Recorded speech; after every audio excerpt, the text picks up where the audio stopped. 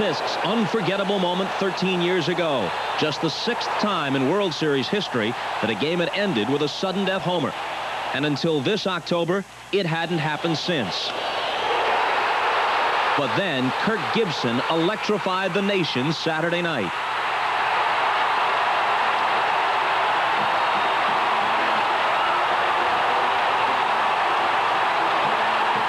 And in Game 3, Mark McGwire brought the A's to life.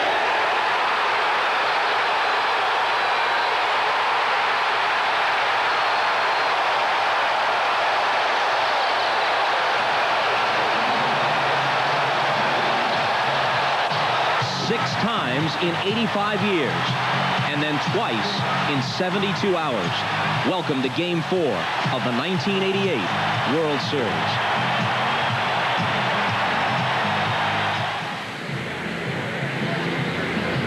And Game 4 will be played on a beautiful, breezy night at the Oakland Coliseum as we welcome you to our NBC broadcast. Hi, everybody. Bob Costas, joined soon by Marv Albert. First of all, the pitchers for the Dodgers. Tim Belcher, wild and ineffective in Game 1, gets another shot at it, opposed by 21-game winner Dave Stewart, who pitched 8 decent innings in the first game and came away with a no decision. Now, since last night, the Dodger lead in the series has diminished, but their injury list has grown. A short while ago, their team physician, Dr. Frank Jobe, addressed the media. He gave us the following report. It is very unlikely that Kirk Gibson will do anything but pinch hit for the duration of the series, no matter how long it goes. Mike Marshall, with the chronic back problem that flared up last night and forced him out of the game, won't start tonight. It's better than 50-50 that he will play tomorrow in Game 5. John Tudor, with the bad elbow, is finished for the series, and Dr. Jobe said, pending further examinations, it is possible that the elbow injury is career-threatening. Now, in the Dodger lineup tonight, you've got Danny Heap as the designated hitter, Mike Davis in right field, Mickey Hatcher in left, Franklin Stubbs at first. The A's lineup was stronger than the Dodgers to begin with, but without Gibson and Marshall, in fairness, pitching aside, and Dodger pitching is excellent, this Dodger lineup has to be one of the weakest ever to take the field for a World Series game. They have a total of 36 home runs, and that's with 9 hitters. Remember, this is a DH game. 6 fewer home runs than Jose Canseco of the A's alone. Speaking of Canseco, I'm about to find out how Gulliver felt in the land of the Brobdingnagians as I talk with Canseco and fellow basher Mark McGwire when we come back right after this. NBC Sports presents the World Series, an inside look. Brought to you by Michelin. Michelin, because so much is riding on your tires. And by Apple Computer, giving you the power to be your best in home, school, and business.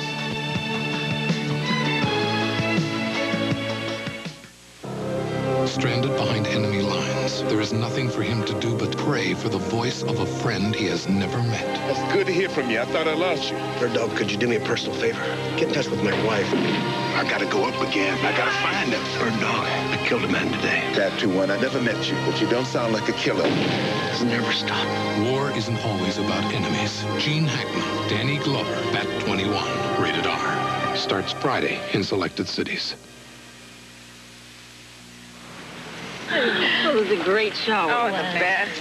When do you do again? The doctor says the 10th, but somehow I think I'll be early. So, who's taking your place on the Gale Harbor project, huh? No one. Uh-oh, there goes that piece of business. No. Who's going to coordinate Houston and Chicago?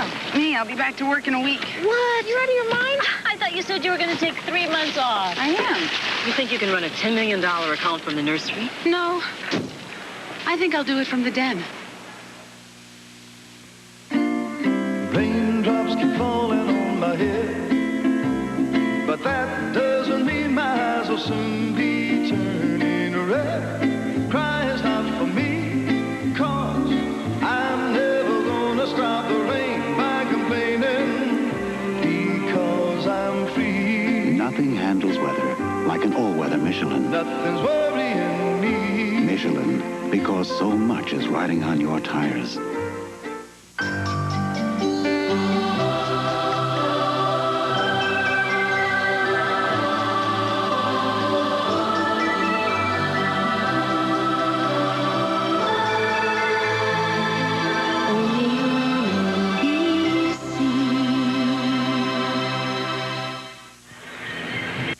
Welcome back to the Oakland Coliseum. What a difference a single swing can make. The A's on the brink of going down 3-0.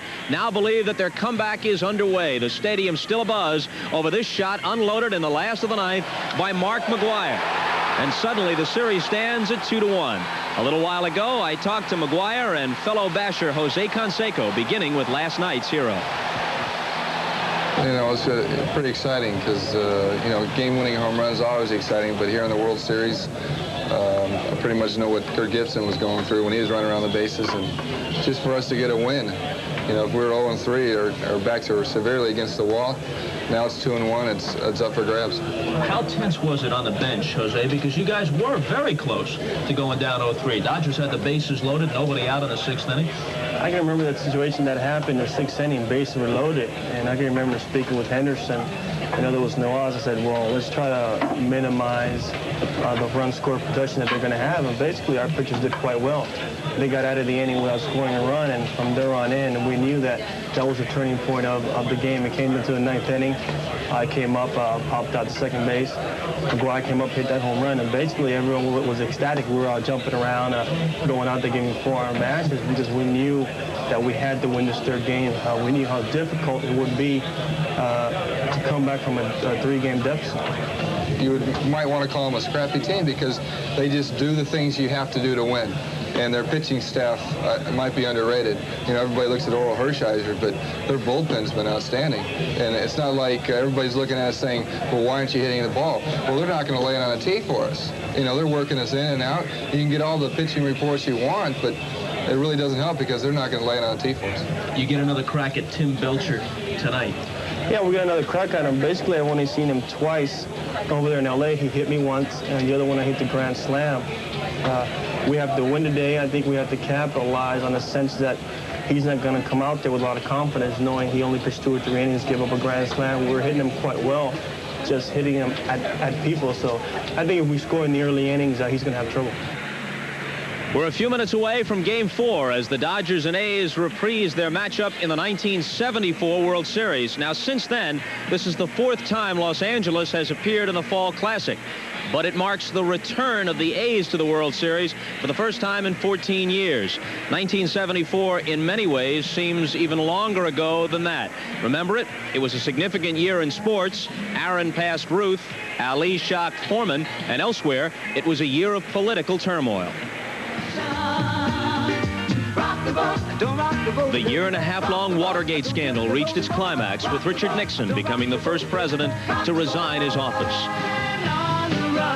In a bizarre story, Patty Hearst was kidnapped by the SLA. For the 3rd consecutive season, All in the Family was the #1 television show. In the movies, The Box Office King, Newman and Redford, in The Sting. And in sports, David Thompson of North Carolina State ended UCLA's 7-year reign along the way to taking the NCAA championship. Here in Oakland, the Snake, Kenny Stabler, led the late-lamented Oakland Raiders to the AFC West title. And for the 3rd consecutive year, Charlie Finley's Oakland A's were baseball's world champions. Remember them, folks? They were the swinging A's, mustaches, long hair, crazy uniforms, all kinds of gimmicks. Say what you want about Charles O. Finley. He was the architect of a team that won 5 divisional championships, 3 straight World Series. When we come back, Marv with Charlie O.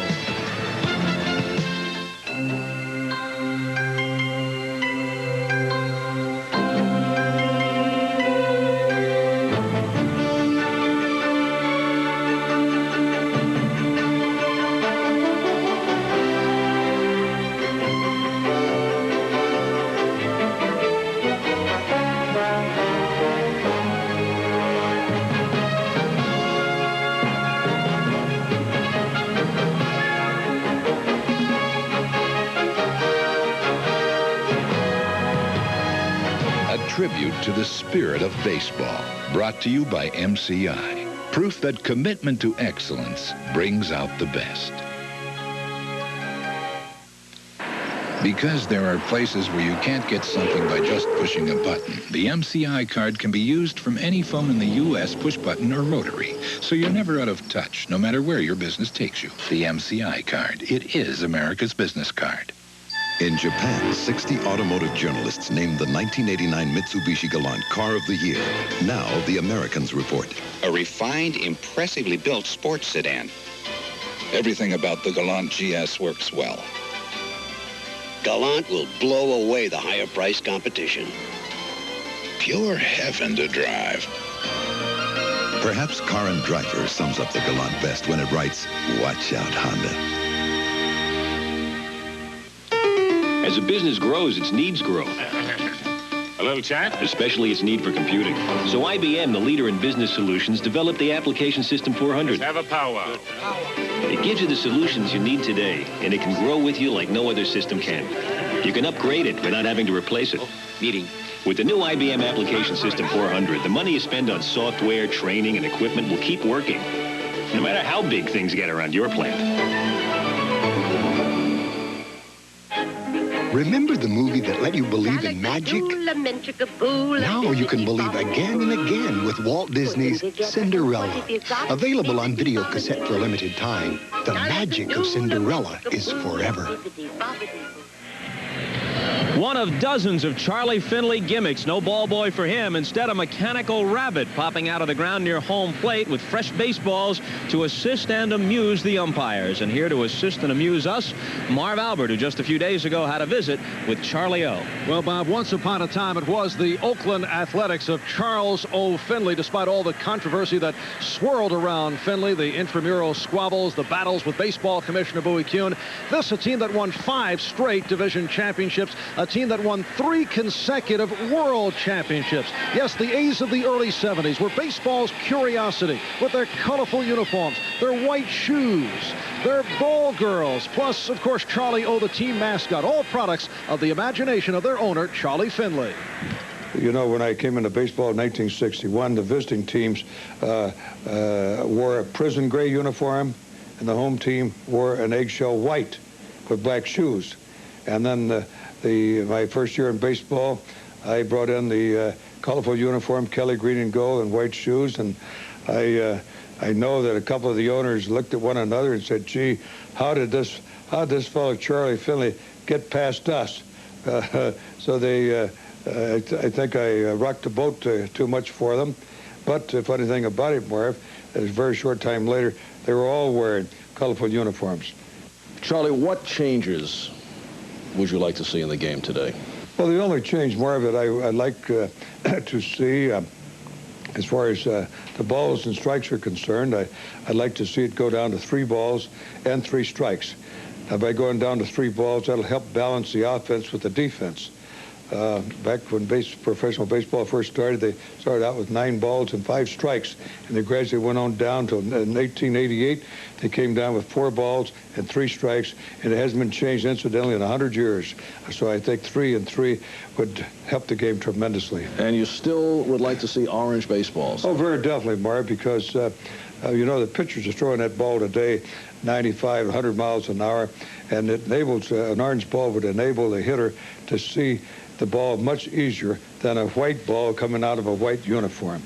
Charlie, despite the fact that some of your theories, such as the designated hitter, night baseball during All-Star and World Series games were adapted, do you feel you weren't taken seriously?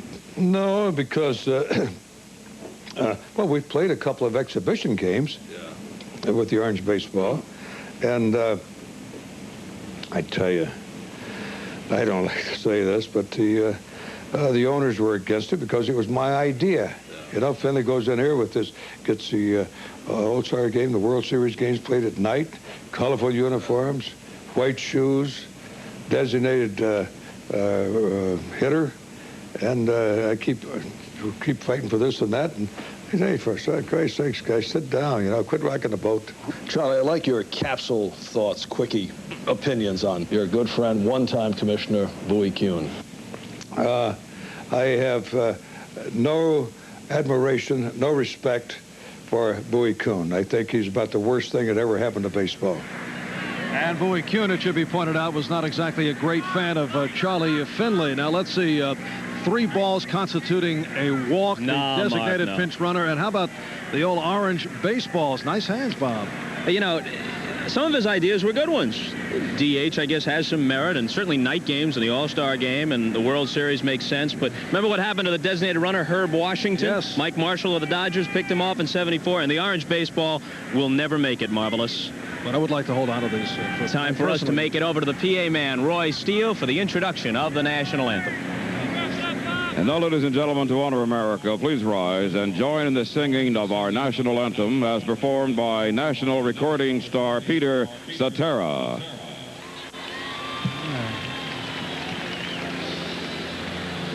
Oh, say, can you see by the dawn's early light what so proudly we hailed at the twilight's last gleaming, whose broad stripes and bright stars through the perilous fight o'er the ramparts we watched were so gallantly streaming, and the rocket's red glare, the bombs bursting in air, gave proof through the night that our flag was still there. Oh, say does that star-spangled banner yet wave o'er the land of the free and the home of the brave.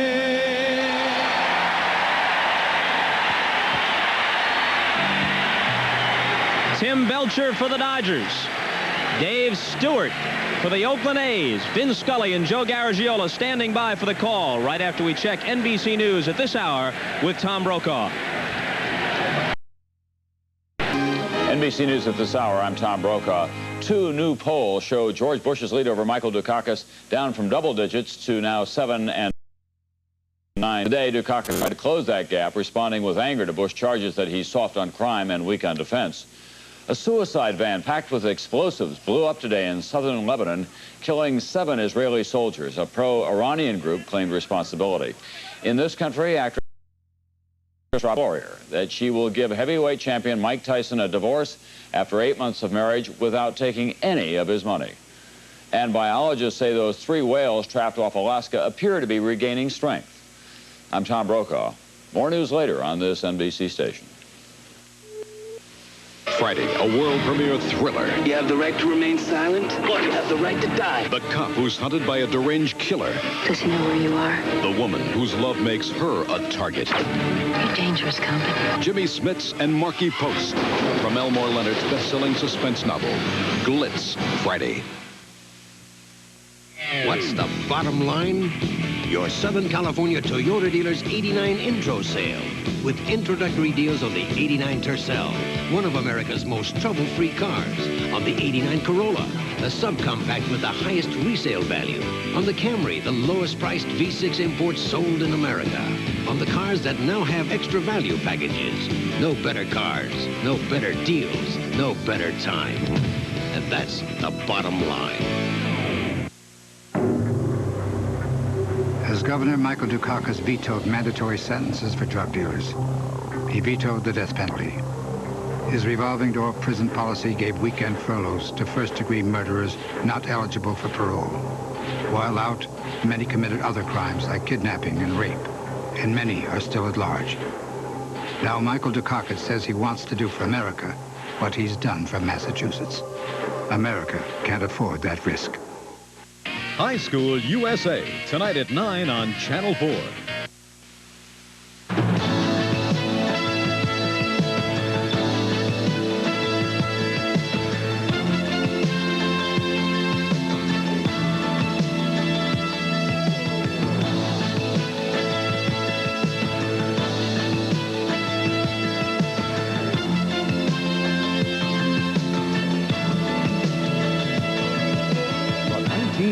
World Series is brought to you by Miller Genuine Draft. Cold filtered for real draft taste. It's as real as it gets. By the heartbeat of America, today's Chevrolet. And by the good times, great taste of McDonald's. The weather is like the World Series itself. It keeps getting better and better each day. Another beautiful day here in Oakland as we await the start of Game 4. Hi, everybody. I'm Vin Scully, along with Joe Garagiola. A couple of things really jump out at you in this World Series. 13 straight times now the home team has won. That's more than a coincidence. And we've had 2 ninth-inning dramatic game-winning home runs by Gibson and by Mcgwire. I mean, we're off and running. We really haven't had that sustained attack. Most of the runs scored are by home runs, either by the Dodgers or by the Oakland A's. But, you know, we're starting with the second time around now, and I think this is the game where everybody starts to settle in. I mean, the ticket situation's out, all your friends are here, and let's play baseball. And as far as the pitchers are concerned, you only need to look at Don Larson. 1956, got knocked out in the second game, only went an inning and 2/3, came back and pitched a perfect game. How well I remember it. But what would a hitter know now? Let's say, what do the Oakland A's know that they didn't know from a scouting report about Tim Belcher? Absolutely zero, because they really didn't see the Tim Belcher that they were told about because he was so wild and didn't stick around that much. They're going to have to probe again, but they're more comfortable, and Belcher will be more comfortable. Now, on the other side, Dave Stewart, the former Dodger, well scouted, but now they find out that he throws a forkball and that it is a dandy. They saw him for 8 innings. Have the Dodger hitters found out anything? Well, if they start looking for it, it'll work in Dave Stewart's favor. It's always a catch-22, I think, because once that game starts, hey, let's go at him. And that's the battle cry. Let's go at him, and we'll do just that right after this.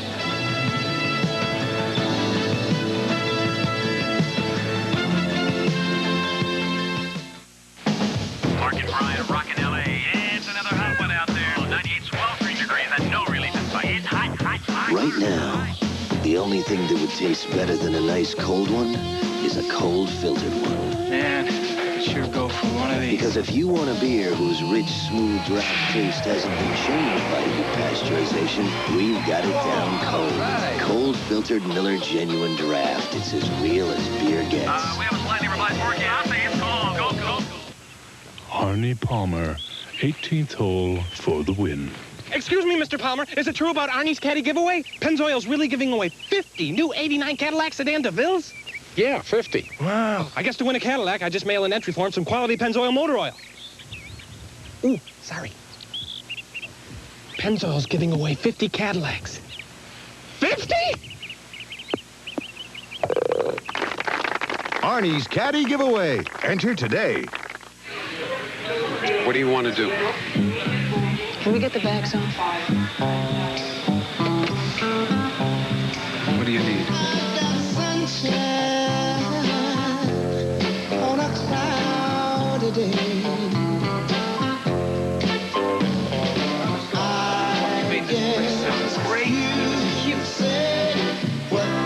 All you need when you need to be together. Membership has its privileges. Be there. Again. And again. The official 1988 World Series video. Relive the best of the '88 series and go behind the scenes for exclusive footage not shown on TV. To order, call 1-800-237-6700. The preceding message sponsored by NBC and Major League Baseball. Another jewel of a day, not a cloud in the sky, about as bright and blue as it gets as the Oakland A's take the field.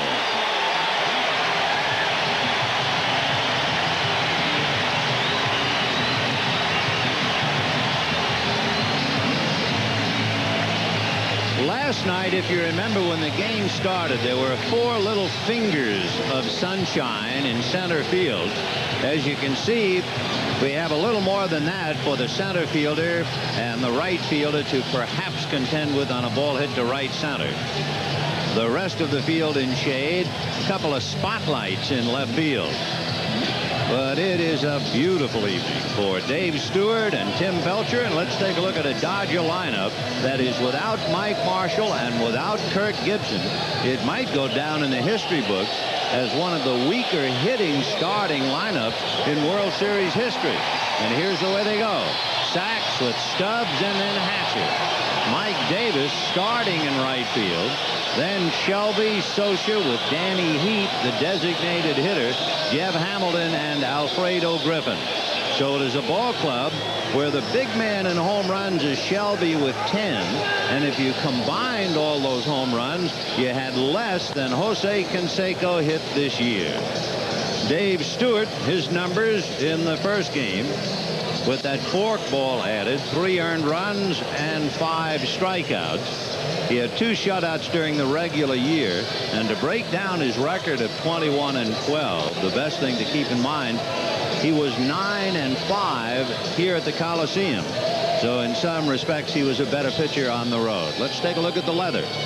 In the outfield, it'll be Polonia, Henderson, and Canseco. Remember, Polonia had kind of a tough time out there last night. Not only made a bad throw, went to the wrong base. La Russa talked to both of them and asked Henderson to kind of take charge there. But in talking to Henderson, he said it's very difficult to hear one another out there, but he's going to try at least to give Polonia some help. Lansford and Weiss, you know what Weiss does. Hubbard around second base. A tough combination. Mcgwire, better than average fielder. Steinbach behind the plate. And I would think, Vin, that Lasorda, all the games he's managed, this one, he'll have to really try to manufacture some runs and do everything. Bunt, hit and run, everything. And to try and define that word manufacture, we might get a pretty good indication of his thinking in the first inning. Because the question will be, with a team that does not figure to generate many runs, does that mean the hitters will be taking more when the count is their way? We'll find out as a pattern emerges. Steve Sachs with 3 hits and 1 stolen base in the series. You might remember he stole 5 in the league championship series. And here we go. Ball 1, 1-0. Even if you didn't have the lineup that you have against Stewart, you want to give him a chance to get wild. He does have wild streaks. 1 ball and no strikes to Dave. In there on the corner for a strike. 1-1. When you talk about Dave Stewart and call him homeboy, you are really on target. The 7th of 8 children. 4 generations of Stewarts live here in East Oakland. Well, he was taking. We'll just follow that pattern a little while. Big curveball. It's the first curveball he threw. 2 balls and 1 strike. They're going to make him pitch. Lansford in on the grass at third. 3-1 to count. Here's what it'll tell you if they're taking, Ben, right here. Now, of course, even that is hard to figure because Sachs is one of the better hitters in the lineup. But if you're going to make him pitch, here's where you'd want him to do it. This will tell you Lasorda's plan. 3-1. And there's your plan. He's too good a hitter to take a swing away. When we get down into that lineup a little bit, there are some hitters who will be taking. People like Danny Heap would take. Hamilton might take. In fact, quite a few. I would think that Hamilton and Griffin better take. Yeah, but I didn't think that Sachs would because he's going to have enough trouble generating an offense. So they had him swing 3-1 and he broke his bat. 3-2 the count of Steve Sachs. Dave Stewart. Pretty good fastball up, but much better with a tail on it when he gets it down. 3 balls, 2 strikes. And he got it too far down. Now we'll see about manufacturing. Sachs stole 5 in the league championship series. He has 1 stolen base here. You have Franklin Stubbs. Now you might look at Stubbs' numbers during the regular year and say, what kind of a number 2 hitter is he? After all, he's supposed to be a power hitter. He wound up hitting 8.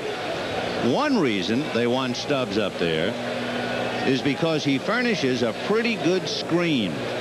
In other words, with Steinbach behind the plate, they're hoping he might lose track of that fraction of a second when Sachs decides to go. He bluffed, Ball one. Obviously, he's left-handed, and you like to keep the first baseman on the bag and open up the right side of the infield. But the Dodgers are hoping that if the time comes to turn Sachs loose, that maybe Steinbach won't pick him up. He'll get some help from that bench. They'll be screaming as loud as they can. I'm sure LaRusse has told his ball club, hey, give him some help. Any left-hand hitter. Stewart has a good move to first base. It's quick, but it's not a good, quick move to the plate. And he is still at it. The thought of not eating on the day when he pitches. And he's still doing that. 1 ball and no strikes to Franklin Stubbs. And he lines it to right, and at Canseco, who appeared to have a little trouble seeing it, he held his glove up, even though he is in shade. And that ball was hit right at him. Might have had trouble that ball coming out of the stands, because I don't think the sun was that big a factor. It didn't get that high. It was a sinker all the way, but he got that glove up there right. He didn't hardly have to move. Sinking all the way. Well hit. So Stubbs hits one on the button right at Canseco. 1 out, and here is Mickey Hatcher. Sachs a fairly good lead. 1 ball and no strikes. You will see a lot of this tonight, and it's not a decoy. A question of when you want to play hit and run.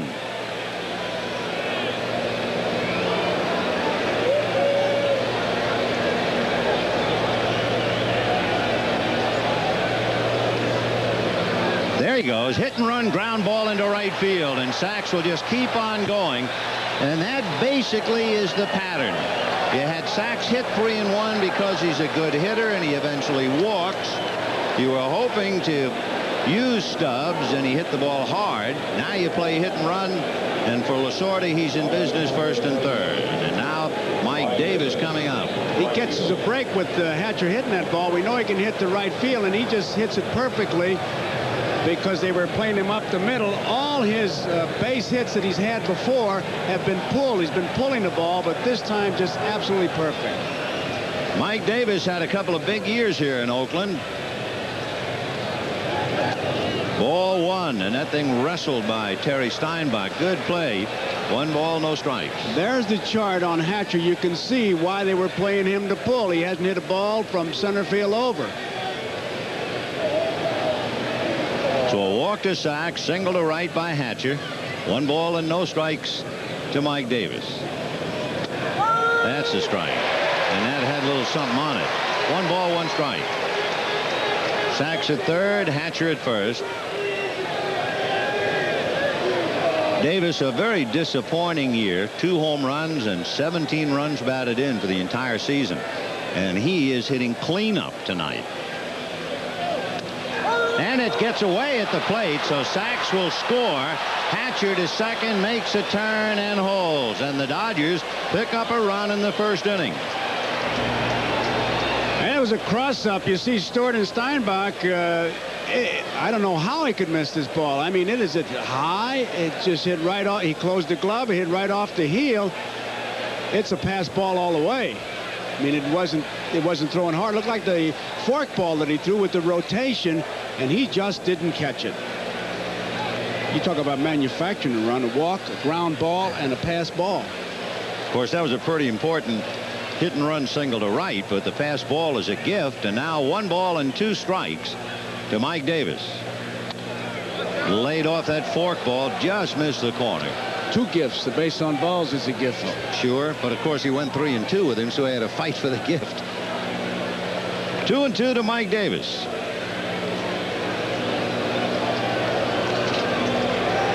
Davis played here from 1980 to 87. And he hits one sharply, and over to knock it down is Hubbard, but that's all. What Hubbard did was keep it on the infield and save a run. If it goes through, why, Hatcher would have scored easily. It will be an error charge to Hubbard. The ball was hit hard, and it hit Hubbard of the wrists. He didn't get the glove on it. You can see him shaking his hand. He gets over there. He thinks he can make the play. Usually a backhander knock it down, but it hits him right in the bare hand, you can see. And even if he picks it up, he can't make that throw. And when he flips the ball back to Stewart, you can just see him kind of lob it. There have been 4 errors in this series. 3 of the 4 by Oakland. So the Dodgers get another break, and here's John Shelby. Still only one out. Shelby is just in one of those slumps, and it happens to him during the year. Not only has he had 3 for 11, but in the 11 at-bats, he has struck out 4 times, failing to advance anybody. His first hitter, he started off with a strike.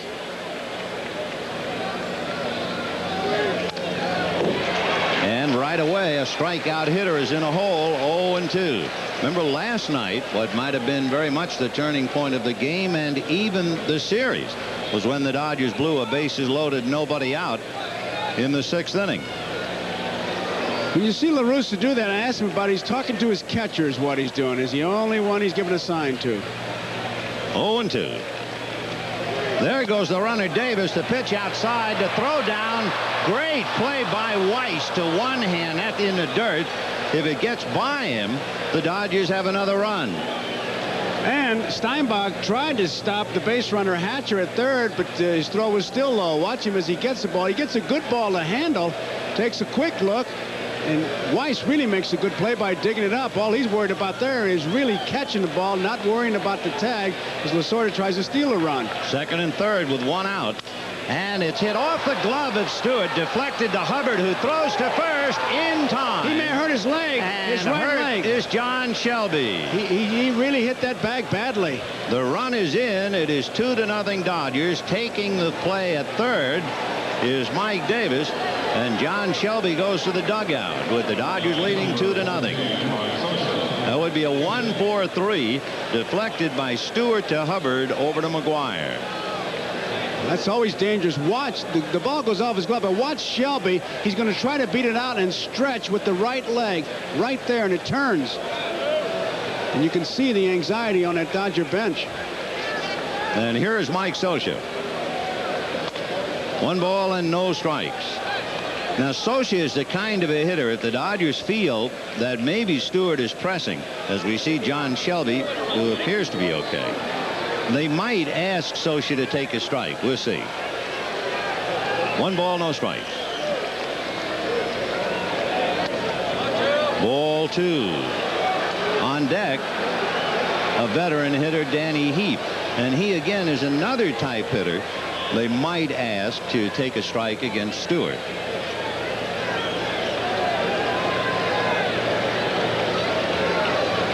Two 2-0 to Scioscia with 2 down and a runner at third. And he hits one to left center. Digging is Henderson, and he's there. But the Dodgers get 2 runs on 1 hit, an error, and leave a man. And it's 2-0 Dodgers, half an inning.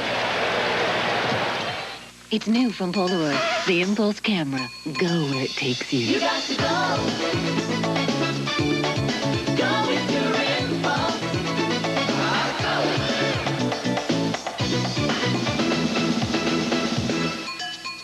Go. Go with the new Polaroid Impulse camera. You got to go. Oh. Your meeting. You nervous? Didn't sleep a wink. Go with your impulse. I like your new car.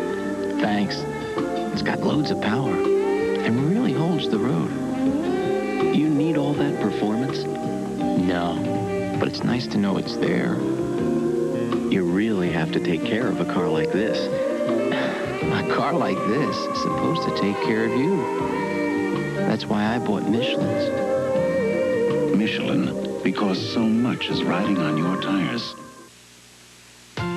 When the clock strikes 6:30, babe, time to head for golden lights. It's a good time for a great taste dinner at McDonald's. It's Mac tonight. Come on, make it Mac tonight. Listen to the heartbeat of America. Chevrolet announces more Americans going back to work. The new second shift at our Michigan truck plant. They're dedicated to building America's best built truck, the full-size Chevy truck. an American success story. Oh, the heartbeat of America. That's today's Chevy truck. Tomorrow, Jesse Jackson walking a tightrope in this campaign, trying to turn out liberal votes but not turn off conservative Democrats. That story on NBC Nightly News. Take a look at Shelby's right foot as he touches the bag, how it turns right there. And down he goes, and they were a little bit worried about him.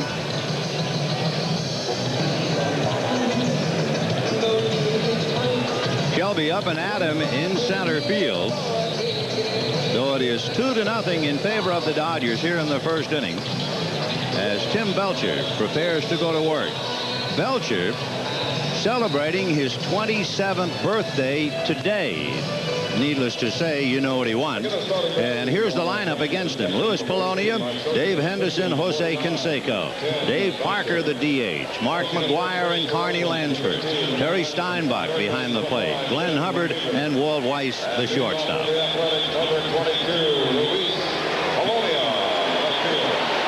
Belcher, who was so wild, and the Dodgers felt in the aftermath it wasn't that he was wild because it was the World Series. They felt he was emotionally affected pitching against the Oakland organization. He never played for the A's. We'll see now whether his temperament has calmed down. Young man from Sparta, Ohio. And greeting him would be Louis Polonia to start it off. Then Dave Henderson and Jose Canseco. Hamilton up on the grass at third. Strike, 0-1. Polonia took a quick look to see where Hamilton was. You saw it as he was getting ready to bat. And Hamilton trying to take that bunt away from him by playing in. Polonia, a fellow who likes to dump the bunt up along third or drag. And he's already succeeded in nothing else of pulling up the corners. Hamilton, even with the bag at third. Stubbs now with 2 strikes is backed up a little at first. 3 for 36. Oh, that hurts. No balls, 2 strikes. 1 and 2. I'll tell you one thing, Belcher, just in those few pitches right there, he's been down. In another game he started, he was wild high. No, very tough about him, really. He has a very easy rhythmical delivery. And one of the problems when you watch him pitch, early in the game, you'll see fastballs that are foul back. Then, if he begins to aim the ball, all of a sudden, instead of those fastballs being foul back, they're going to be ripped. But he doesn't pitch any differently. At least it doesn't look it unless you really have him under a magnifying glass. Now, that's a classic example. Good fastball at the knees. Polonia fouled it back. If he suddenly gets out of sync in the middle of the game, that kind of a pitch could be drilled. That'll happen. The hitters will tell you when you're losing your stuff, obviously. There's his delivery. It's the last minute. It's like a quick pop. You can see him give it that little extra. 2 and 2. Fouled away. Fastball pitchers, you'll see a lot of balls foul back, and really they are easier to tell when they're losing their stuff because instead of hitting a little bit behind, you're a little bit in front, and you get the base hit or the hard hit ball. We talked about the first time we saw him that this summer when he got into trouble, it was because he wasn't making a full body turn in the middle of the game. And that's whacked into left center field, base hit. And of course that's exactly what the A's need to recapture a little momentum here after surrendering 2 first-inning runs. And he's one of the fellows who will run for the A's. Now, it's a 2-0 ball game, but that doesn't mean anything. We're in the bottom of the first. So Social will have to keep an eye on him. Polonia, as he stands at first, is a fellow who did so much better at home this year than on the road. I mean, we're talking about 70 points better. So it's no surprise to see him get a base hit. And now here's Dave Henderson. Henderson, 2 for 13, but he has struck out 6 times. Power hitter who pays the bill. There goes Polonia. Hit and run down the line, foul. Just said in a 2-0 ball game, you would think, well, let Henderson maybe get a swing and maybe tie it up. But in a ball game like this, LaRousse is sending a message back to Lasorda saying, hey, you think you can manufacture runs? I got some guys, not that many, but I'm going to be running too. We're not just going to play station to station and wait for the big guy to hit a 3-run homer. Interesting, they would play hit and run on the first pitch with a man who has struck out almost half of his at-bats 6 times in 13 trips. And we'll watch Polonia. 0-1 to Dave Henderson. Remember, we also mentioned in the first game the Dodgers were trying to pitch Henderson up and in because of where he holds the bat. See where his hands are. They'd be close to his right hip. And they found that he turns quickly on that pitch. He can handle it. 0-1. Very close. When you go diving back like that, you got the ultimate lead. Polonia stole 24 bases during the regular year. Close. 0-1 to count to Dave Henderson. 2-0 Dodgers, first inning. We're just starting up. They're going to keep throwing because as Stewart tried to hold that ball on sacks, Belcher's going to throw over there, make Polonia dive back and try to take some of the spring out of his legs. Interesting. Maybe Oakland will try and do a little mind games business with Belcher as the Dodgers tried to do with Welsh last night. 0-1 to Henderson. Fouled away off to the right, out of play, and the count 0-2. The lights have not taken effect. Brilliant sunshine, even at this local hour of coming up 5:45. So it might be a little tough to pick up that good fastball. See Scioscia looking at the bench. See if anybody over there picked up anything. No balls and 2 strikes.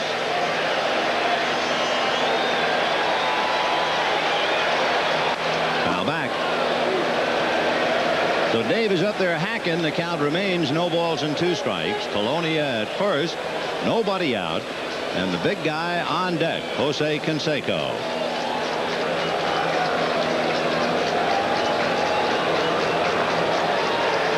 Must be hard when you're pitching not to keep looking over at Canseco rather than the guy at the plate. You better make up your mind not to look too often. Tell you, he put on an awesome display in batting practice in that special drill that he had. No balls and 2 strikes. Knocked down, gets behind Scioscia. Polonia hesitated and then goes anyway. He wasn't going to go, but Mike took a look at him, and as he took a look, he did not pick up the ball. And it's just a mistake on Scioscia's part, because if he picks up the ball, Polonia stops. Now, he's not gone. He sees the ball get away. Watch him take some quick steps. He wants to go right here. Now he's up, and he sees Mike can't pick it up. And when Scioscia doesn't get the handle, he goes in easily. It'll be a pass ball, and, of course, it takes away the chance of a double play. Henderson hit into 14 double plays during the year, so he's a threat. So both catchers had trouble. 1-2. Little slider away. 2 balls, 2 strikes. Been relying on the fastball. He's only thrown a couple breaking balls. That one that Scioscia couldn't handle was a breaking ball, but if he picks it up immediately, Polonia doesn't go. 2-2 to Dave Henderson. And there's a hopper to first. Tricky hop, too. Stubbs did well to come up with that ball. It had some English on it, and it gets Polonia over to third, and here comes Canseco.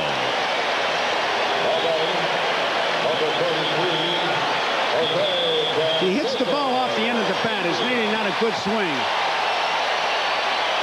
And when you hit it off the end of the bat, you can see it snake. It starts back, and Stubbs really did a good job coming up with it. Little pool hall shot there by Henderson as he cued it to first. And now here's Canseco. And I would think, among other things, you're wondering how many scoring fly balls did he have this year? He had a half a dozen. 2-0 Dodgers, first inning. Polonia at third with 1 out.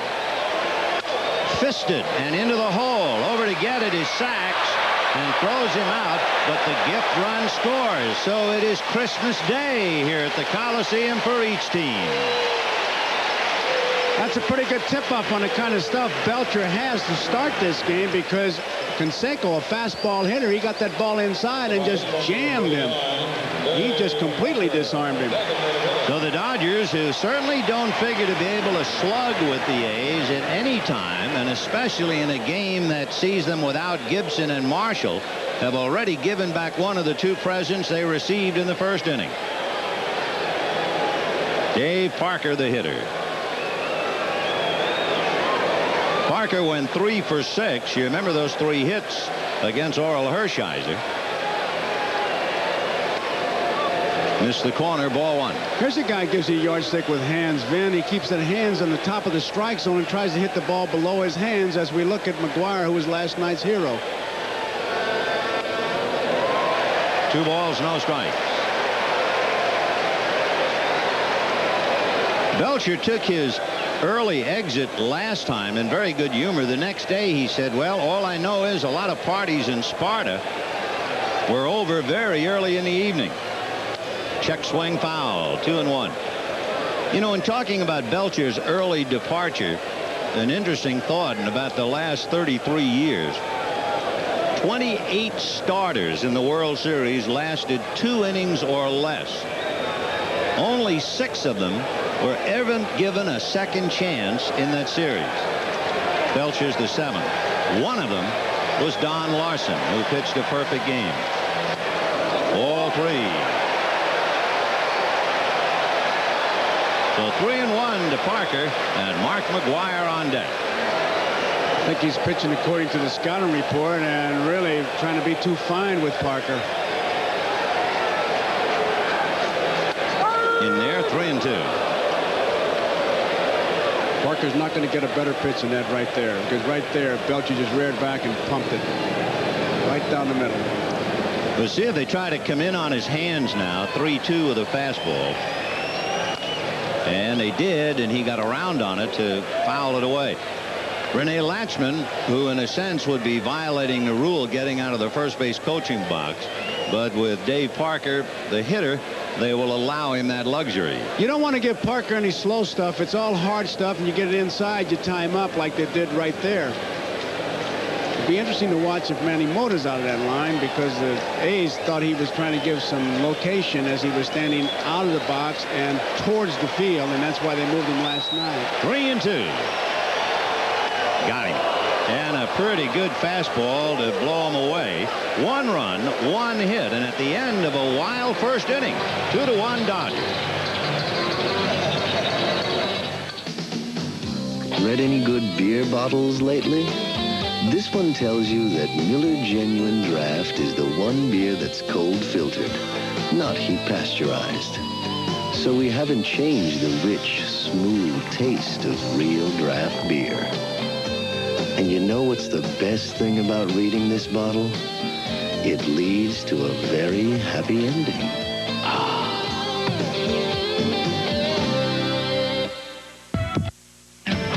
It's Chevy versus Ford, compact and full-size pickups in a test of standard 4-wheel drive systems. They start in 2-wheel drive, but they're going to have to shift into 4-wheel to make it across the ditch of doom.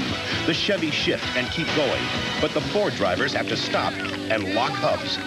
Why is America having a change of heart in pickups? Chevy gives you standard shift on the fly, Insta-Track. Ford doesn't. The heartbeat of America. That's the day Chevy truck. AT&T has just made Watts a whole new ballgame for any size business. Pick from a lineup of plans that give you call detail, distance-sensitive pricing, and major league discounts, even on international and AT&T card calls. If you thought AT&T Watts had just one pitch, now it's a whole new ballgame.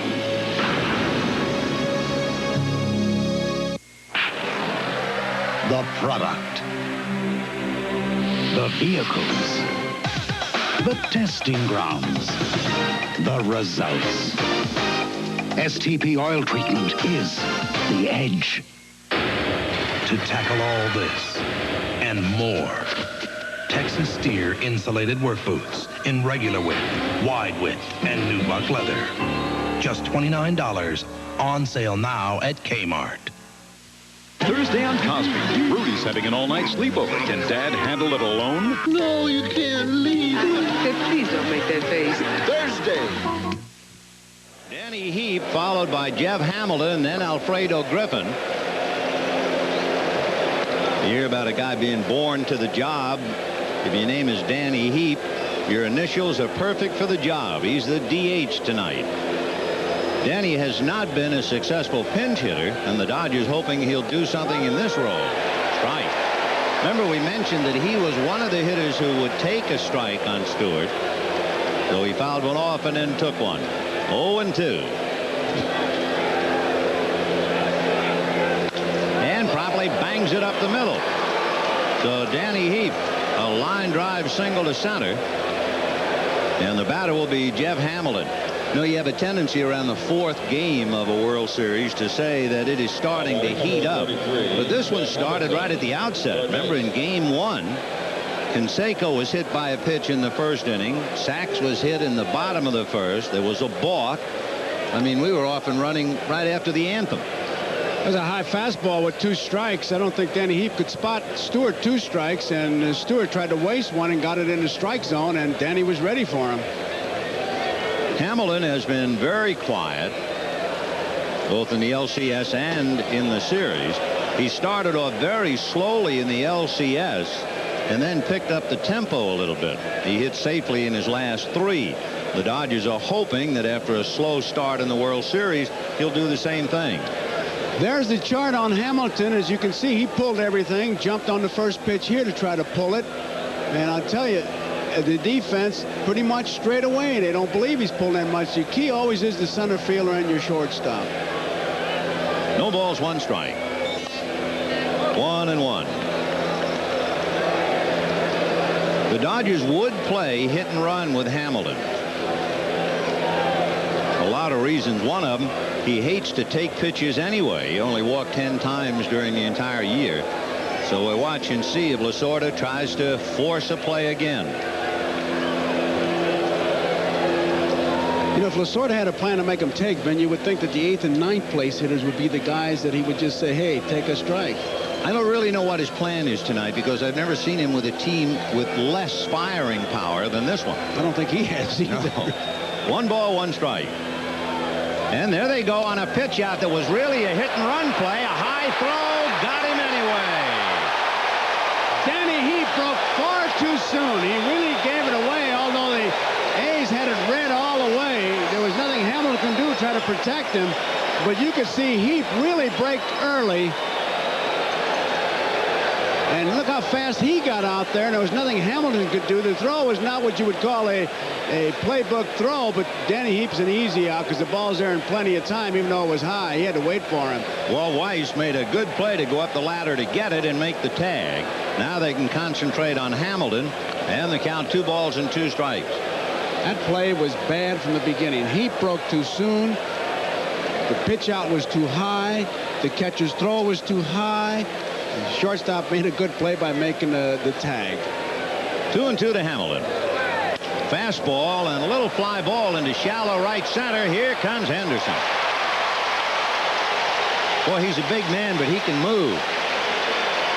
Looked like he hit that ball right on the handle, and when you take a big swing, sometimes it's deceiving, especially this time of the day.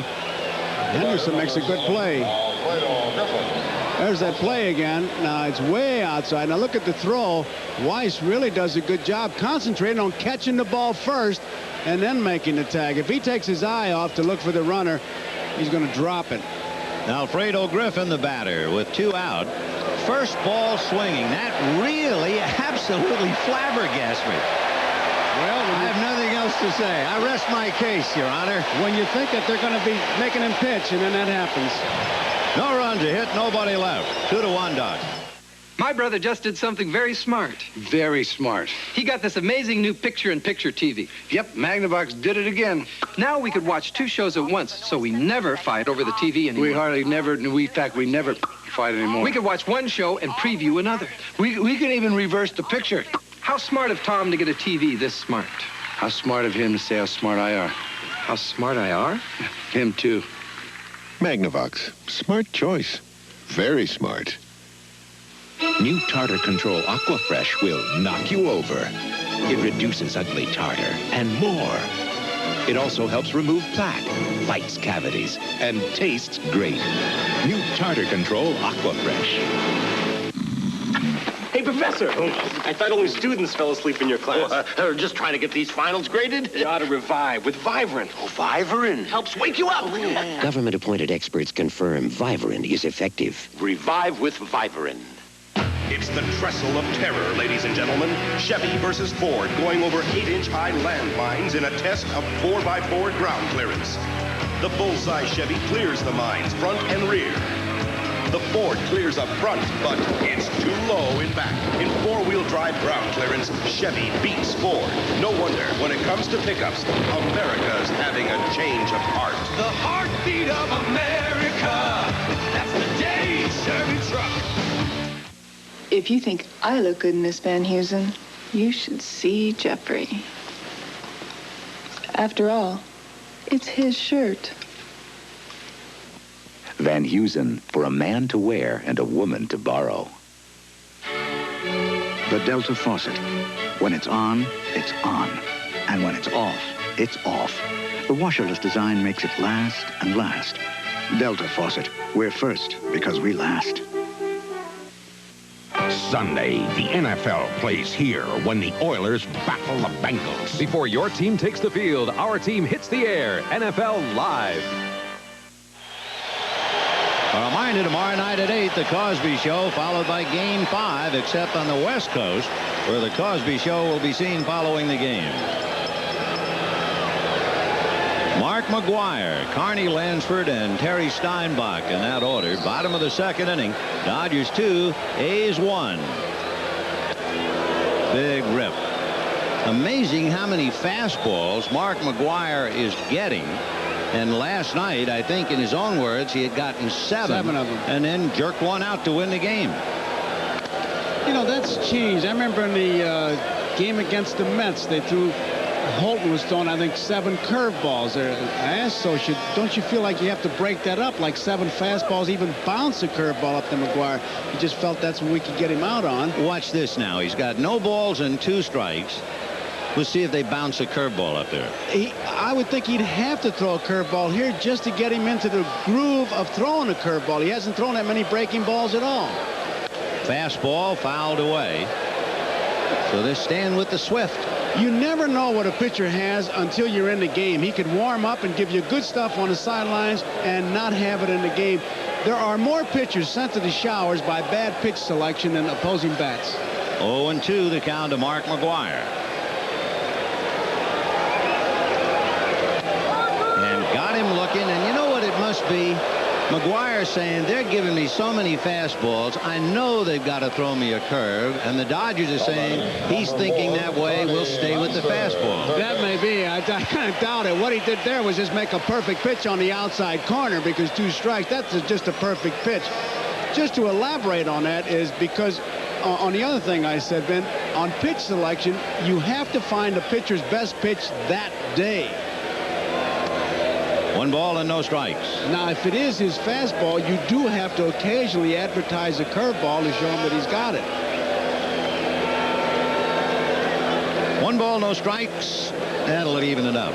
When you talk about Belcher, basically a fastballer, and he can throw a cut fastball and a splitter. And he's been working on that curveball all year, so he probably still is not too confident about it. He's got to use that splitter. 2-1. Carney Lansford, very aggressive hitter. And what we've seen, basically a high ball hitter.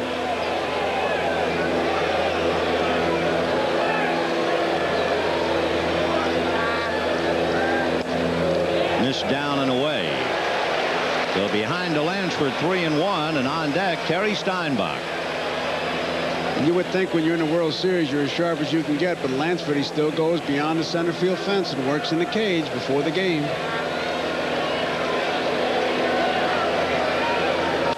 And he lifts one near the bag at second. Sachs will take charge. 2 down in the second inning. And that'll bring up Steinbach. By the way, according to the gun, Lansford was pretty much jammed. He didn't get around on that, but there was very good reason. That was smoking at 94. I'd like to see that gun. I think it's a fast gun. I really do.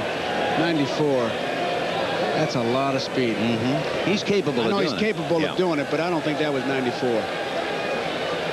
There are some guns that vary. 1 ball and no strikes to Terry Steinbach. Mike Brito with that Hillerick and Bradsby he smokes with the speed gun. There was a splitter. Didn't split, but that was it. That was not the fastball. Steinbach likes the ball up out over the plate. That's where that one was. The breaking pitch. Belcher doesn't have that good a curveball. Try to jam him. Again, if you had one simple thing for Oakland, first ball, fastball hitters. Now behind 3-0 to Steinbach. During the regular year, he had 9 home runs, in case you're thinking about him getting a green light, with Hubbard to follow. Struck out a little bit more than he walked. Remember, he hit that home run in the All-Star game against Dwight Gooden. 3-1. He didn't have much of an average going in there at 217, and I like what he said as we look at Tony La Russa. He said, hey, I'm no fluke, and Steinbach is not a fluke. 3 balls and 1 strike. 2 out, bases empty. Dodgers 2, A's 1, bottom of the 2nd inning. Darrell Cousins of the American League calling balls and strikes. Crawford, McCoy, and Harvey on the bases. Fremming and Merrill on the line. 3-2.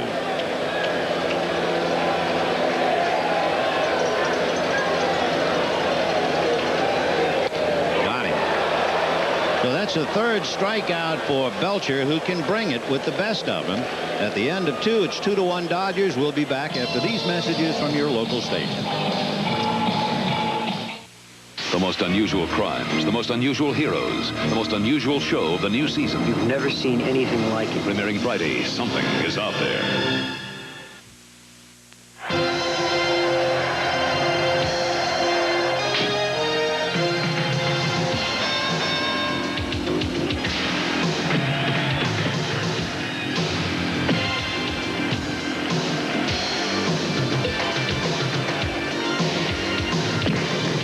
Leonard, Lalonde, November 7th at Caesar's Palace. Call now for tickets.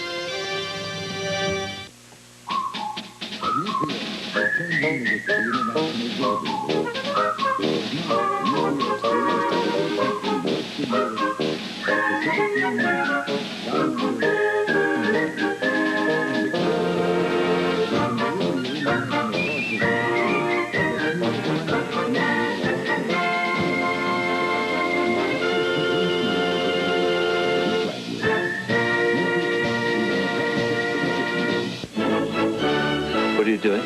Thinking. Right. I'm going to think too. So he's not too bright. And he's not too swift with the ladies. What?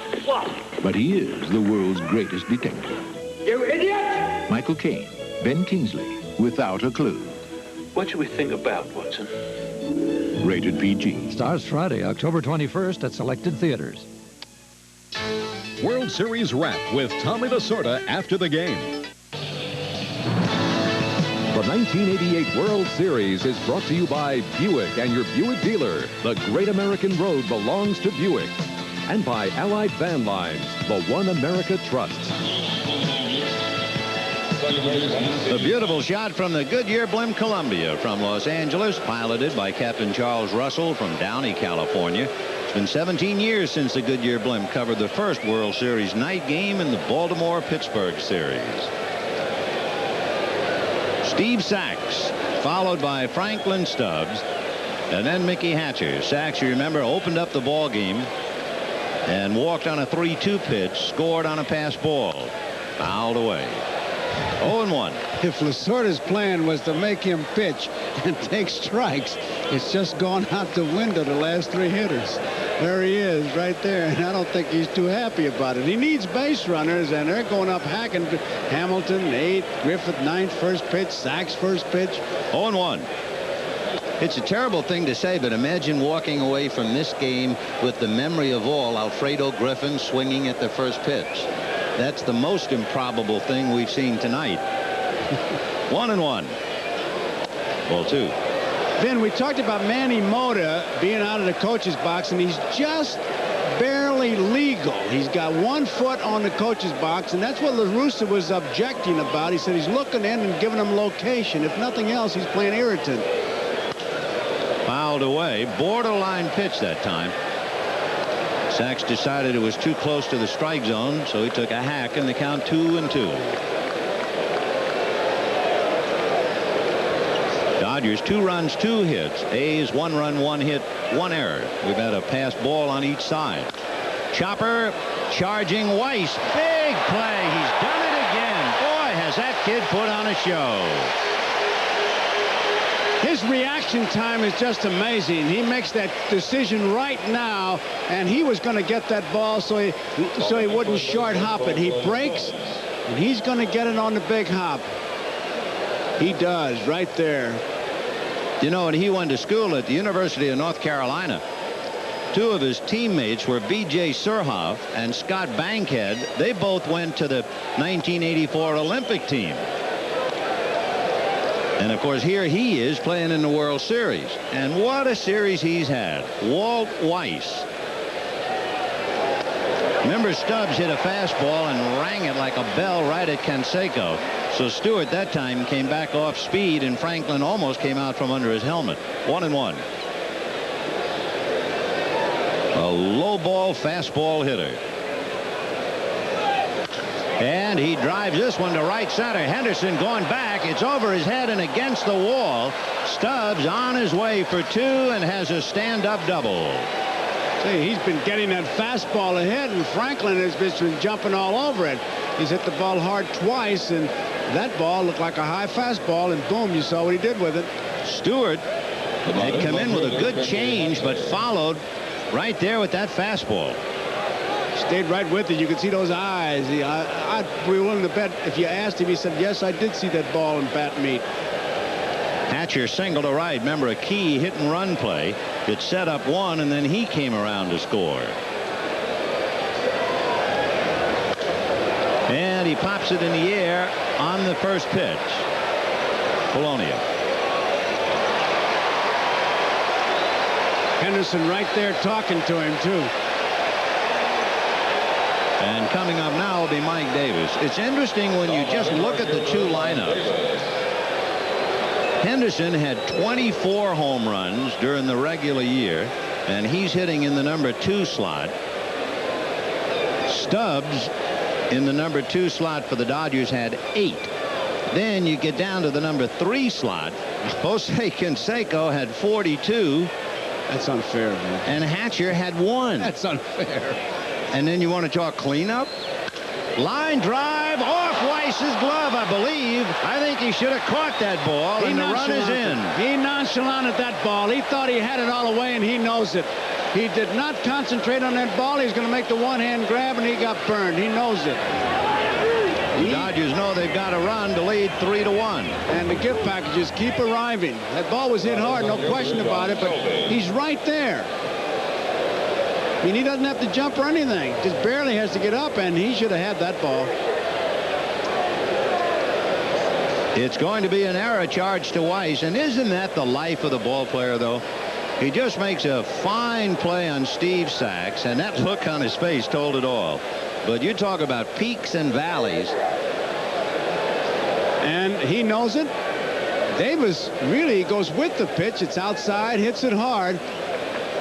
But he's right there, just didn't catch it. And La Russa out there talking to his pitcher, just kind of settling him down and say, hey, look, things are happening, but we're going to be all right. That picture really says it all right there. So the Dodgers lead 3-1 in the 3rd inning. And John Shelby coming up. Shelby slammed the ball off Stewart's glove, deflected to Hubbard, who threw him out, and on the play, Hatcher scored. John almost broke his leg. He did pick up an RBI. Tell you, they about had him. They about had Mike Davis. He was leaning. He's a pretty good base runner. He's stolen 7 out of 10, but the combination of inactivity, plus he's not that familiar with Stewart's move. He wants to make that impression. He wants to try to erase the year that he's had in this series, and he's going to try everything. Shelby hits a high drive into left center, but Henderson is there. So the Dodgers get a run on a hit and an error. Leave a man, and it is 3-1 Dodgers, bottom of the third.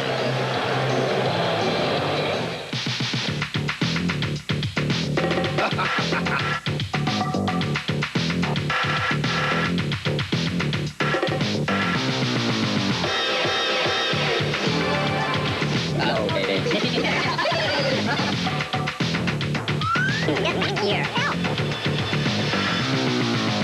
Isn't this romantic?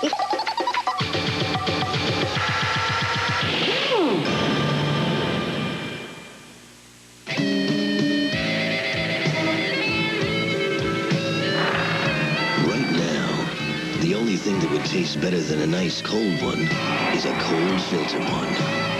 Anyone draft anyone? Not the time. Because if you want a beer whose rich, smooth draft taste hasn't been changed by heat pasteurization, we've got it down cold. Cold filtered Miller Genuine Draft. It's as real as beer gets. Choose to make a difference. Reach out and touch somebody's hand. Make this world a better place if you can. Every time you reach for MasterCard from now through December, we'll donate money to 6 worthy causes, and you can help choose where the money goes. Reach out and touch somebody's hand. Choose to make a difference. Choose MasterCard. I don't want to move. I like people that you trust. Why not? I won't know anyone. Making new friends is easy. No, it isn't. Sure it is. Not for me. You made one already. Who? Me. They're 1 in a million. They're one of a kind. They're the one America trusts. They're Allied Van Lines. Friends? Friends. Tuesday, the show People magazine calls the steamy, stylish, sexy, sassy, sizzling new series of the season. It's Midnight Caller, premiering Tuesday. Walt Weiss is the second hitter. Watch Bob Watson, the coach, give him that little tap as and say, come on, forget about it, get a base hit. That's a little tough to do. He went to Suffer in high school, and that's exactly what he's doing, even though it doesn't spell the same way. Oh, okay. Hubbard, Weiss, and Polonia. 3-1 Dodgers here in the third inning. Hubbard 3 for 9. He's having a good series. I'll tell you, even before Weiss gets in the batter's box, if I'm Weiss, I'm going to bunt and try to beat it out. Hubbard on or Hubbard not on. Just as shown that I'm going back to my game and I'm going to get on base. See what happens. Balls, 1 strike, the count to Glenn Hubbard. That was a cut fastball, just ran away. 1-1. Jim Belcher in the bottom of the third, leading 3-1. He went 2 innings in game 1. 1-2. Getting a lot of ball players. LaRusse is one of them. Belcher's another one. That 1 cap a year school. They just put that thing on opening day, and that's it. They're superstitious about it. 1-2 to Glenn. Now back. Always admired Hubbard back in, well, 10 years ago when he first came up with the Atlanta Braves. Just the kind of a scrapper, a little guy playing with the big guys. And it's no surprise that he's hitting .333 in the World Series right now. The thing about baseball, it's not how big you are. Off speed, got him. There was the best breaking ball he threw. Right there. Not only did it break big, he changed speeds, and he just... Hubbard could do nothing but just do what he did. Shake his head and say, why me does he have to make that pitch? Watch it. Look at Sochi set up outside. He takes something off, and look at it break down. tough pitch.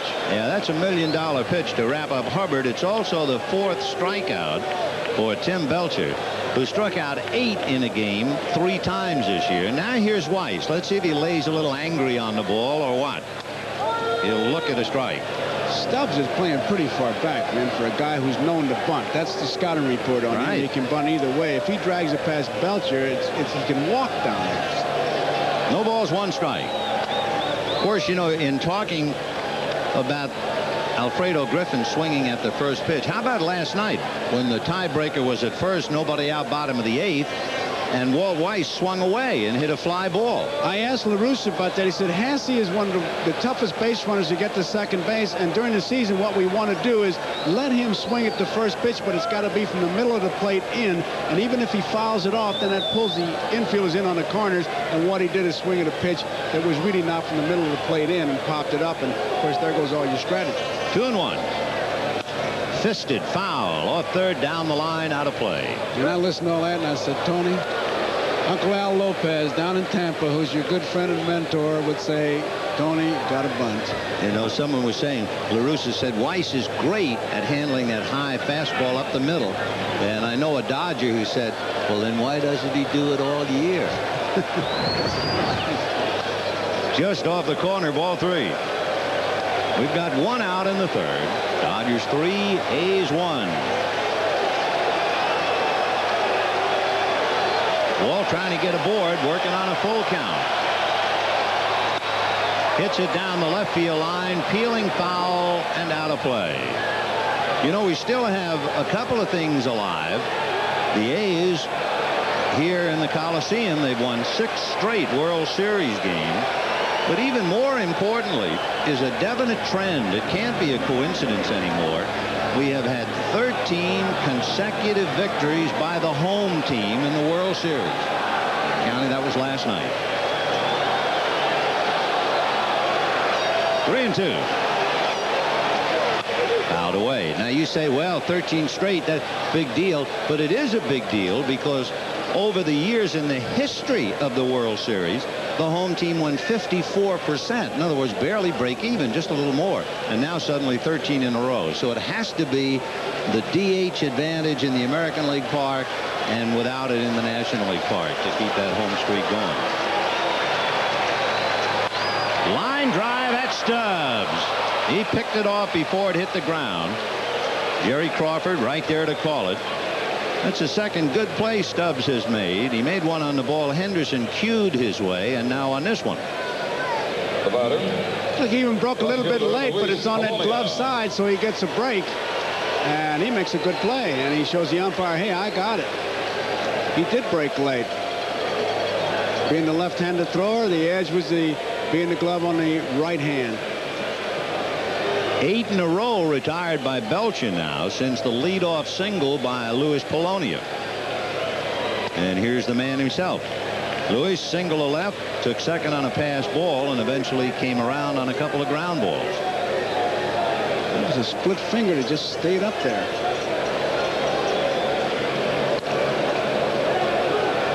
One ball, 1 strike. You talk about the Oakland A's and you think of the big guys, and everyone talks about the Cansecos and the Parkers, but how about the little big oaks, the little men who make tremendous contributions? Here they are. They're really in danger, though, if a fight breaks out, because the other team will be looking for these guys. 1 ball and 1 strike. Ball 2, 2-1.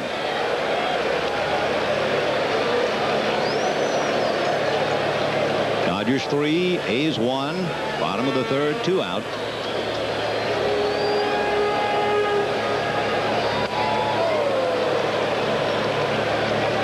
Tell you one thing, Belcher has that very good, easy rhythm that he didn't have in his first game. And when he was struggling, he was up, up, up. Tonight, he started pretty close to the strike zone. He's been down. He has had some pitches up, but for the most part, he's been down with him. Deuce is wild on Polonia, who wears number 22. And we go full. Dodgers scored 2 in the first. The A's came right back with 1. The Dodgers added 1 in the 3rd, and that's it. On deck, Dave Henderson. That's 9 in a row. 5 strikeouts for Belcher. At the end of 3, 3-1 Dodgers. How will you live in the next century? Suddenly, life will be more comfortable, smoother, and quicker. Introducing the new 1989 Buick Century with premium features you expect from the best-selling Buick on the American road. All at a price that will let you enter the next century very comfortably. The great American road belongs to Buick. No, take the last one. I can make another batch. Kellogg's Rice Krispies Treats. You can whip up a chewy no-bake batch in minutes. However, nobody has to know that but you. I know how you love them, so I don't mind the work. Besides, Rice Krispies Treats certainly taste like somebody slaved over them. Really? It's no bother. Rice Krispies Treats, so good, it's hard to believe how easy they are. It's worth any amount of trouble, as long as it makes you happy. You gotta stop and taste the high life. Stop and taste the high life. Spend some time just finding out what you're working for, what it's all about. Miller High Life, brewed to be smooth, never bitter. Takes time to make, time to enjoy. Stop and taste the high life. Miller High Life.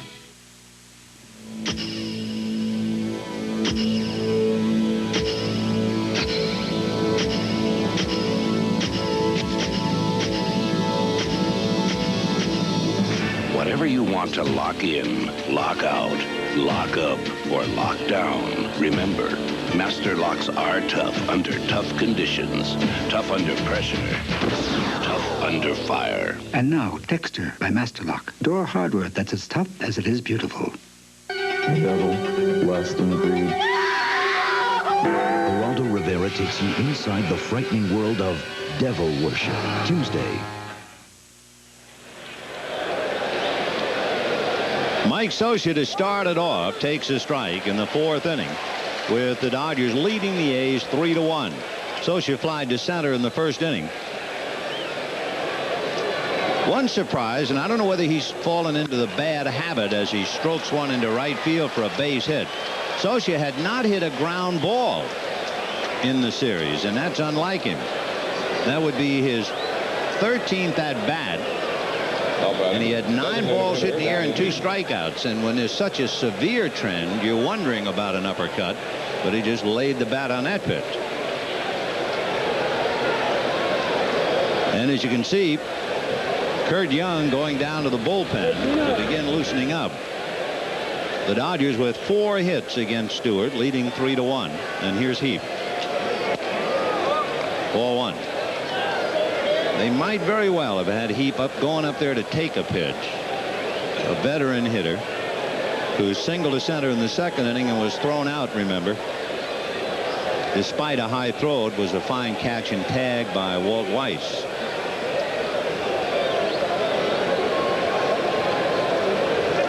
No speed at all here for the Dodgers. No weapon there, with Scioscia at first and Heap at the plate.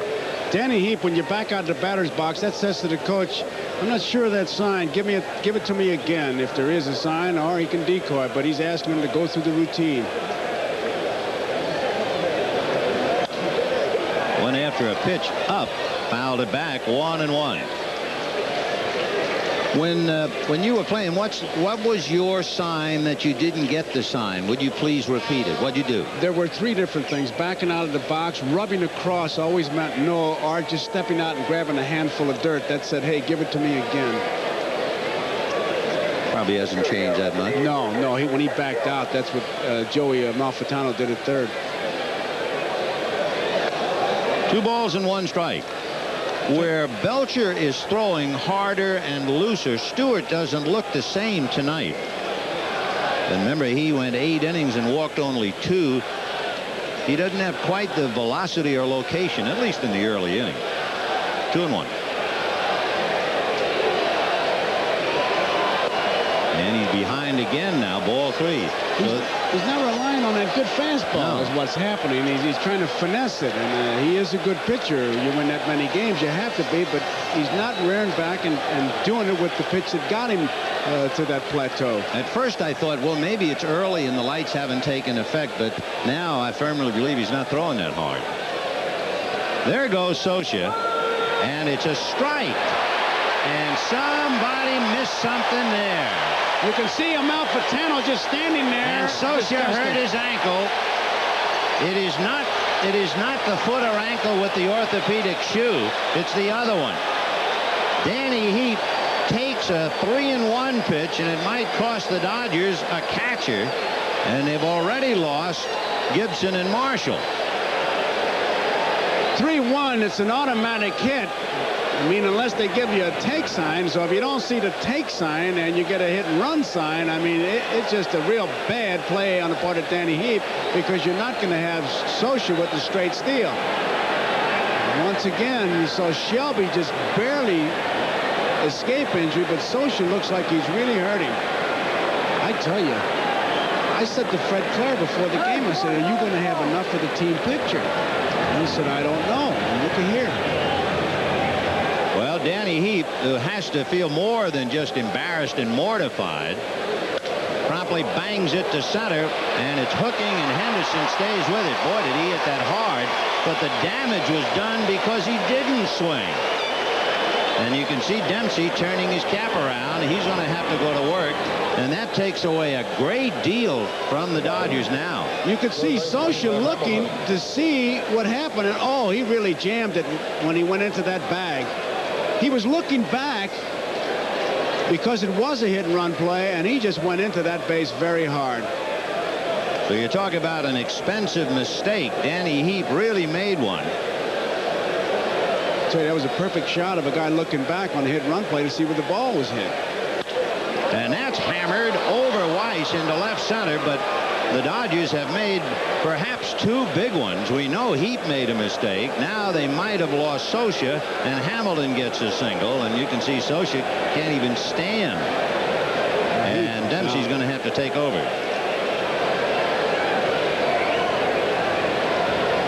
Well, you talk about a costly mistake. That's really paying a price. So it is Stewart who is leading the charmed life for the moment. They're hitting him hard. He's allowed 5 hits. But the Dodgers have played poorly offensively, and they've really paid for it. Here is Alfredo Griffin. Ball 1. If he hits the ball in the air, then, you know, Socia's not going to slide, but missing it, he knows he's in no man's country, and he really got close to that bag. That's what hurt right there. But to take it. Well, that's what I'm saying. Yeah. You know, if he hits the ground ball, Socia's still going to slide, but he hears the ball and sees the ball hit. 1-1 to count. I've been waiting for Alfredo Griffin to bunt on every pitch. He's had that bad a year. I asked him before the ball game, I said, if I say to you Oakland Coliseum, what comes to mind? He said, nothing. I said, what do you mean nothing? He said, my mind is a blank. I said, oh, come on, you played here a couple of years. Think of something. And he finally said, well, I hit a home run against Brett Saberhagen here once. Let me tell you, that should work with him. There you see it. And I mean, right there, he was close. He didn't even get the right leg. It kind of stopped. I wonder if it's his ankle or his knee, Vin. As I look at that, it looks like his knee, because his slide stopped. Little foul off to the left and out of play. One of the great speeches that the great Branch Rickey used to give would always be, don't think when you go to hit. Full mind, empty bat. That's the way he would always say it. If you got an empty mind, your bat should be full. But supposing the bat's empty, too. That's what I'm saying. He's going against it. You're really in trouble. If you're thinking too much, full mind, empty bat. If you got empty mind, should be full bat, but he defies that law. 1-2 to Alfredo Griffin. 2 out in the 4th. 3-1 Dodgers. Foul ball. Rick Dempsey, who was the most valuable player in the 1983 World Series, who begged the Dodgers to give him a look at Vero Beach, will now be the catcher. And the way Socia left, it's questionable that Socia could play tomorrow. So the Dodgers short enough, and they are really short. 1-2. 2-2. You figure you're not going to see Tudor anymore. You might not see Socia. If Marshall can't play in the World Series, he's got to really be hurting, and Gibson can't play.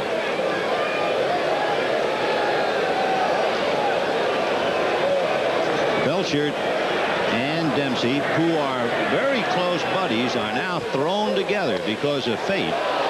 They live close enough to share rides to the ballpark in Southern California. Stewart goes 3-2 to Griffin. I don't think they'll have any problem working together for that very reason, Ben. I know that it was Dempsey who kind of guided Belcher. They're very close. How to act at the World Series. 3-2, so Hamilton will be going, although that's not a big threat. Line drive at Mcgwire. So the Dodgers really messed up the fourth inning offensively and come up empty and lose a catcher along the way. Superstar athlete with a beauty queen wife. I just want to be yours, Kevin. Thousands cheered him on. I'm special just as long as I keep making touchdowns. But his toughest challenge would come when his football days were over. It's killing me, Babs. From Taylor Hackford, director of An Officer and a Gentleman, Jessica Lange, Dennis Quaid, Timothy Hutton, everybody's All-American, rated R. Starts Friday, November 4th at a theater near you. You hear the thunder, the call of the road. There is still an affordable car that's exciting to drive. Pontiac Le Mans. There is still an affordable car that comes well equipped right from the start. Pontiac Le Mans. In fact, Le Mans is backed by our new 3-year, 50,000-mile bumper-to-bumper plus warranty. And if you're a qualified first-time new car buyer, you can still get one for just $57.99. Pontiac Le Mans. Pontiac. Rebuild excitement.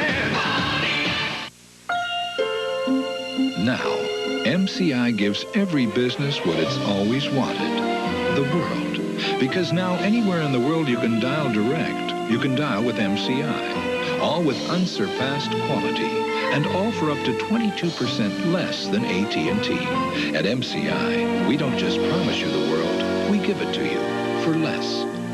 Until you call, you'll never know how much better a long-distance company can be. Good evening, Mr. Dodger. It's got to be on one of two continents. I'm a man. Norman. Who's Norman? Mother's lover. Lawyer. Lover. You're real big shot, and you're real scumball. Tattinger. Coming October 26th.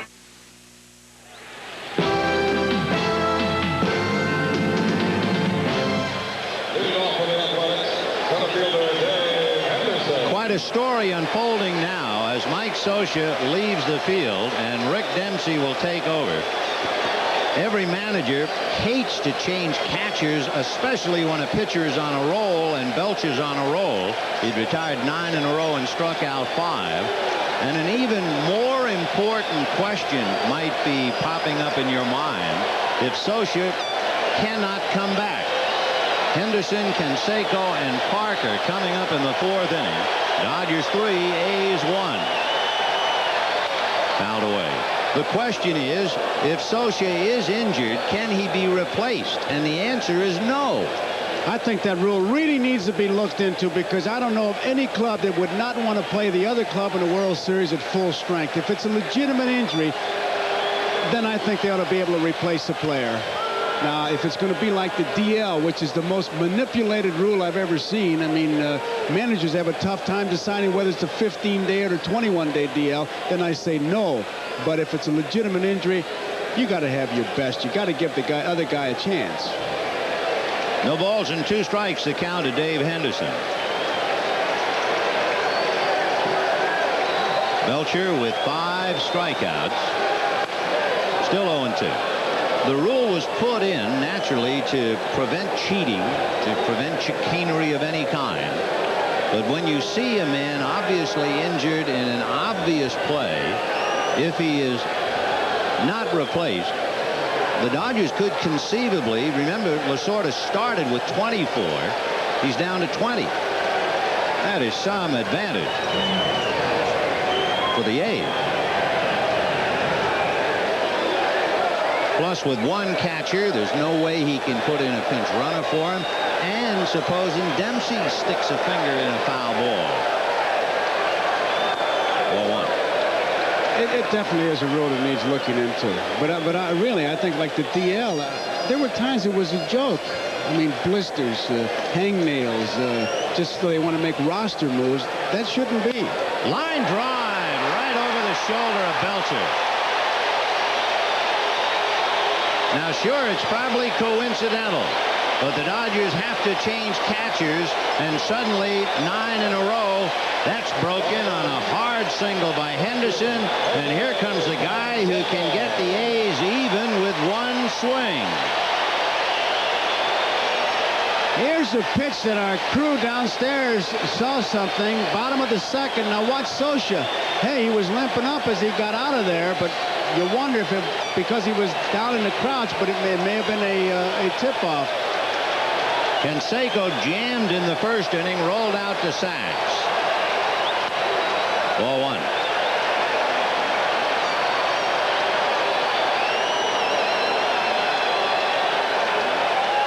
Stubbs now trying to break the crowd for the moment and get back and get Belcher into sync, as well as talk about coming over to first base.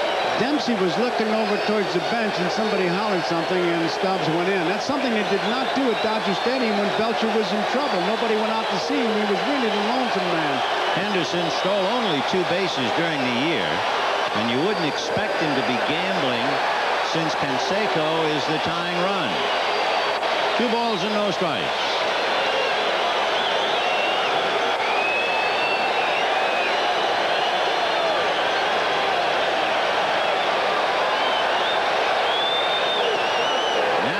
Behind, and the whole rhythm of his game has been broken. 3-0. And Dempsey said, I got to talk to him. I got to somehow change him back to the way he was before I went behind the plate. You really don't have any strategy to talk about. You're just trying to break a mood is what you're trying to do as we look at La Russa and Lasorda. Tough to change catchers. It really is. You're working nicely. It's like tongue and groove for a carpenter. And all of a sudden, the least little thing, and it can really work against you. 3-0. And he walked him. The tying runs are aboard with nobody out.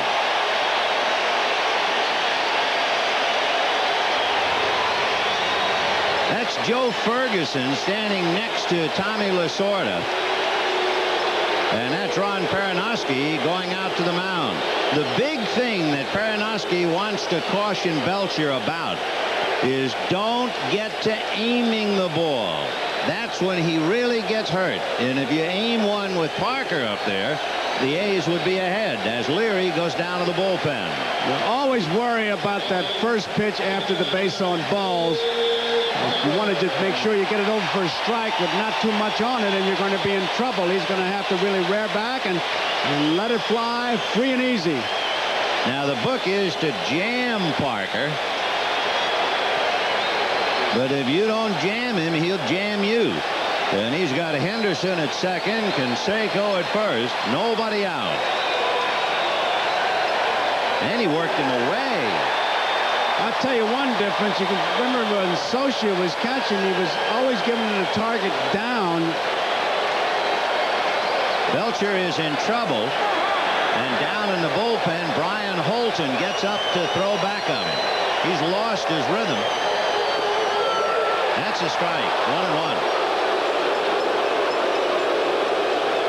Get that ball up a little bit, and that is really in Parker's power. Jam him. Don't give him any off-speed stuff where he can pull it. 3-1 Dodgers, bottom of the 4th. A's in business, first first and second, nobody out. 1-2. Canseco standing at first, Henderson at second. And where Canseco is a marvelous base runner, Henderson is not.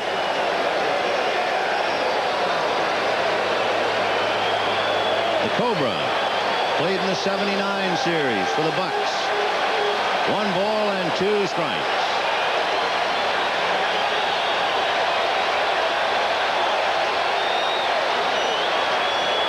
Worked him away again, so that's twice at 4 pitches where you stayed away. Mark Mcgwire, who follows Parker, on deck.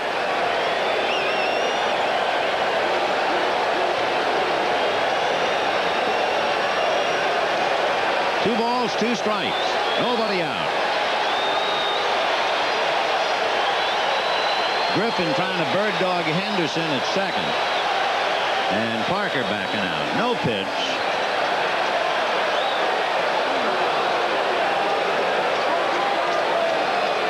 You wonder, why does the batter get his request granted immediately on time, and it's for safety?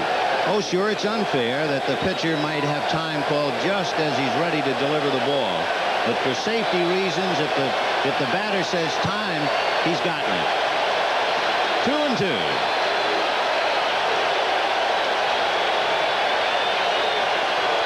Got him. Split finger. 6 strikeouts, and the Cobra goes back in the basket. 1 out. And you could see Lasorda say, that's a big out. Mark Mcgwire.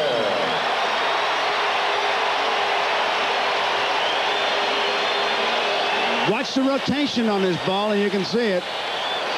There it was. Look at those fingers spread. And that rotation tells you it's a split finger, and it was in a great spot, and he was way out in front. The camera shows you that split finger that tumbles, which is the one that Belcher has. The one that Leary throws is like a hard sinker fastball. Mcgwire fouls it away. 0-1. That was another one. You could see it break down. Mcgwire hit a lot of first pitch home runs last year, and even his coach Lefebvre says those were those kind of get him over for a strike fastballs, and he jumped on them. Now this year they're challenging him from the start, and he's not getting that BP fastball to start him off to get ahead of him. 0-1 to Mark. Henderson at second, Canseco at first. 1 out in the 4th. Dodgers 3, A's 1. Fastball popped up into right center. Shelby is calling. He's the captain out there. The runners have to hold. So 2 down in the 4th inning. And another dangerous hitter coming up, Carney Lansford. Everyone tells you about Lansford. They always say, watch out for the first pitch. And immediately Belcher is met at the mound by Dempsey, perhaps to remind him of just that. Don't get careless. Don't just try to get a front and get ahead of him. He's liable to take your head off on that first pitch. Well, one of the things when you get the 2 big guys like he just got, Parker and Mcgwire, after the first 2 get on, you almost breathe a sigh of relief. And what Dempsey is reminding him, hey, we got 1 more out to get. And he goes over the thing saying this is a first ball fastball hitter. So we're going to throw that fastball. Here's where I want it, and keep the good stuff on it. 2 on, 2 out, 4th inning, 3-1 Dodgers. 4-1. Terry Steinbach on deck.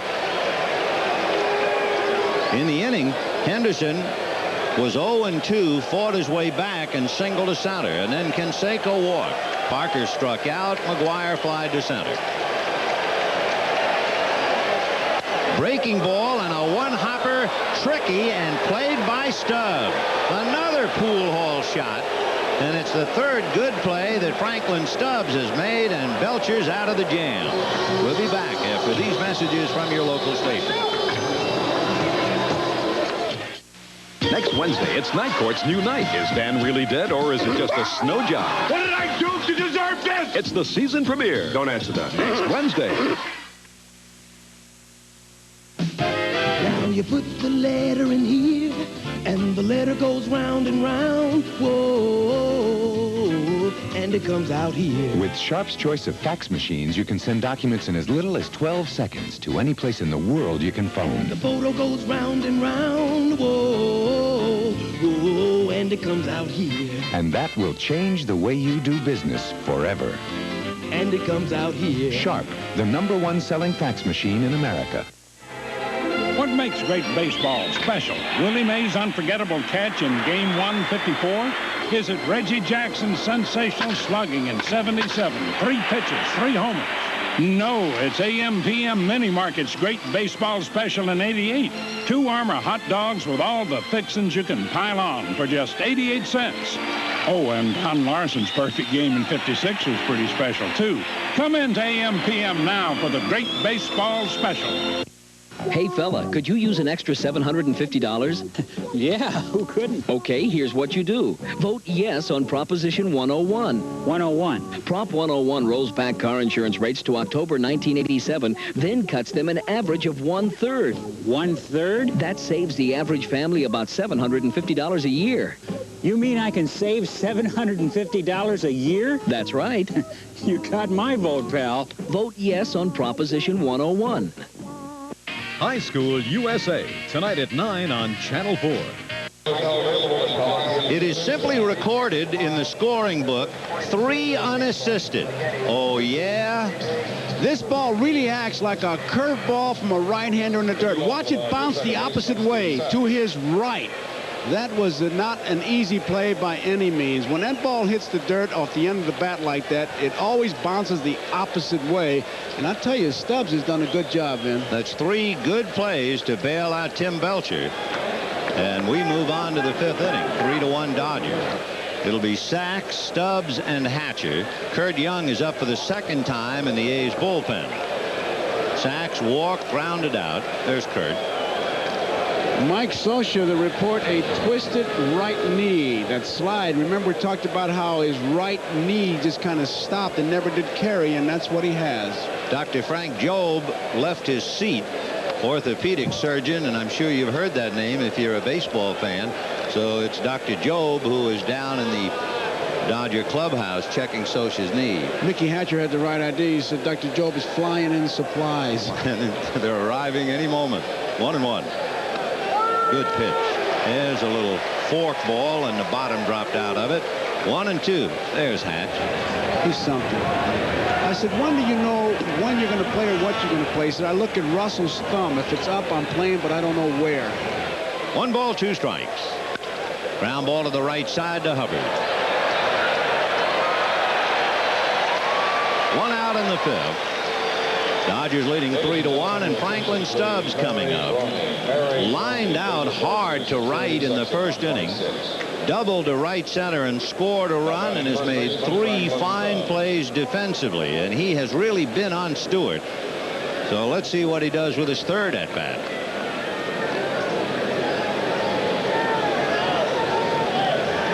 Franklin, big kid out of North Carolina. Ball 1.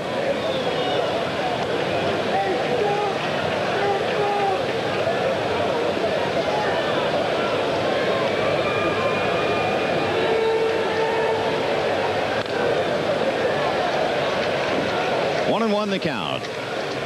Dodgers scored 2 in the 1st. The A's came right back with 1. Dodgers added a run in the 3rd, and that's it. The A's squandering a big opportunity in the 4th inning.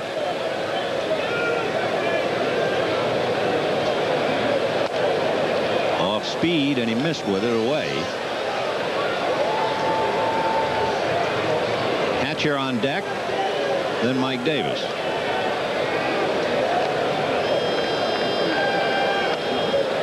Overthrew that one. He was trying to throw harder than he can tonight on that pitch. That's why it was so high and away. He released it so early.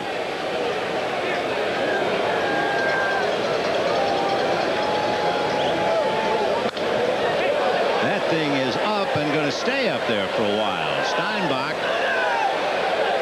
makes the play. And Stubbs is angry. I think Franklin felt that he had a pitch he could really drive, and he just got under it. He hit it hard to hit it that high, and when Steinbach flipped his mask, his cap came off, he really has to dance his way through there. Now, he gets under, you can see him uppercut that ball. Now, watch when Steinbach gets the mask off, drops him right there. Now, he has to really go in between them. A bit dangerous, and I tell you, that was a tough play. Where's Mickey Hatcher? Ball one. Hatcher single to right. It was a hit-and-run single. Sachs went to third and eventually scored on a pass ball. Last time up, flied to left. You know, Kurt Gibson and Oral Hershiser get all the headlines, but if you had a vote most valuable player now, this guy would get a lot of votes. Yeah, he's been grinding it out every game. Fly ball back of third, down the line, a trio of A's. Weiss in the middle, picks it off. Dodgers gone in order.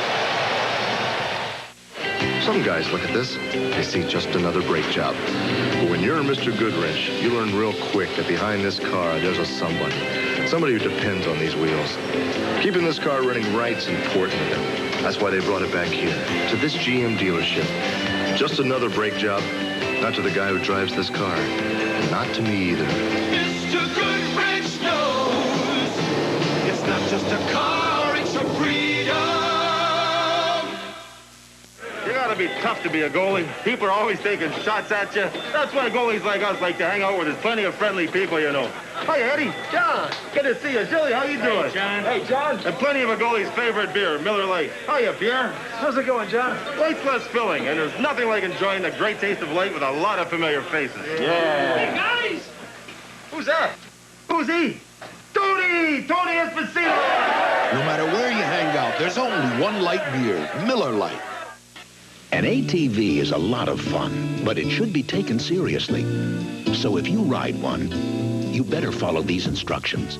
Always wear a helmet and protective clothing. Children under 16 need adult supervision. Children under 16 should never ride adult-sized machines. Inexperienced riders should take a qualified training course. Riding an ATV the wrong way could lead to serious or even fatal injury. If you're gonna play it safe.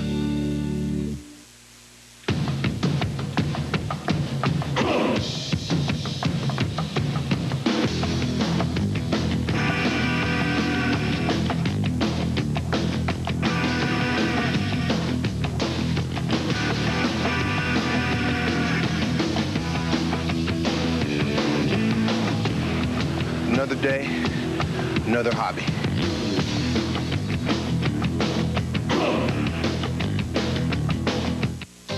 Witness thoroughbred racing as it's never been seen before through the eyes of the world's great cameraman. Saturday, only on NBC Sports World. A reminder, tomorrow night at 8 p.m., The Cosby Show, followed by Game 5 of the World Series, except on the West Coast, where The Cosby Show will be seen following the game. Bottom of the fifth inning. Dodgers 3, A's 1. Terry Steinbach, Glenn Hubbard, and Walt Weiss. See the scores? I wonder if they're not just trying to stick a little pin in the Dodgers with that reminder.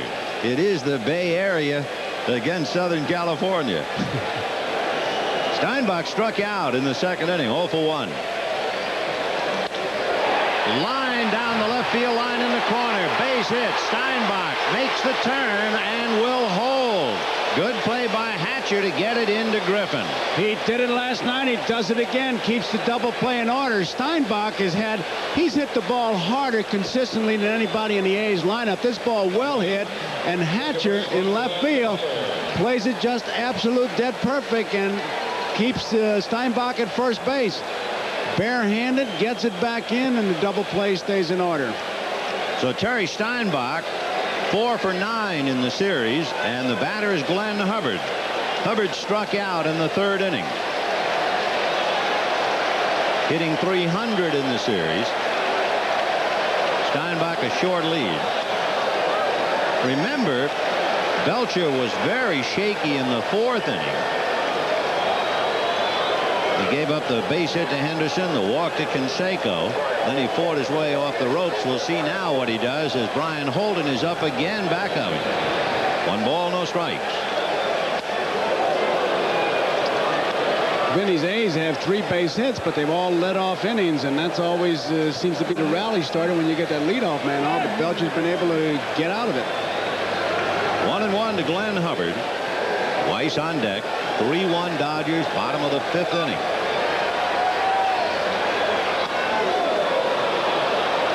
One and two.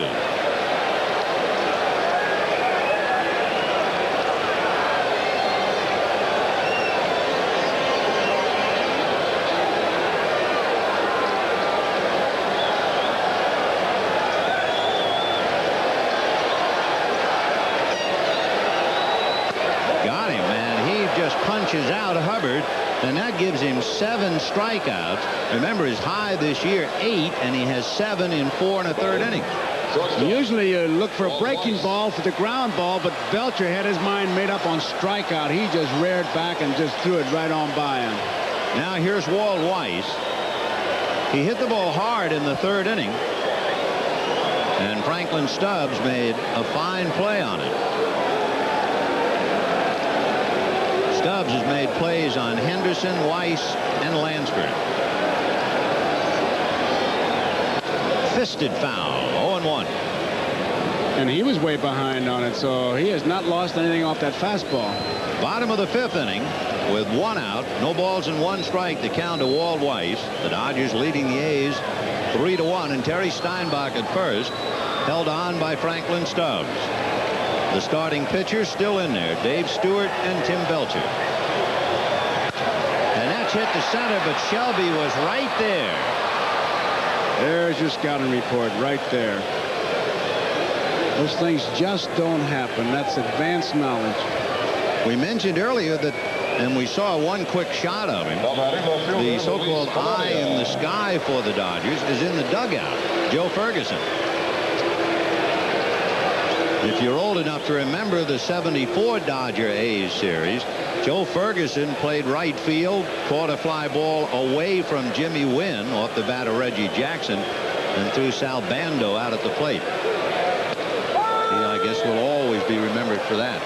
Much like they played Weiss to left center field, Shelby is way over now. There you see Ferguson.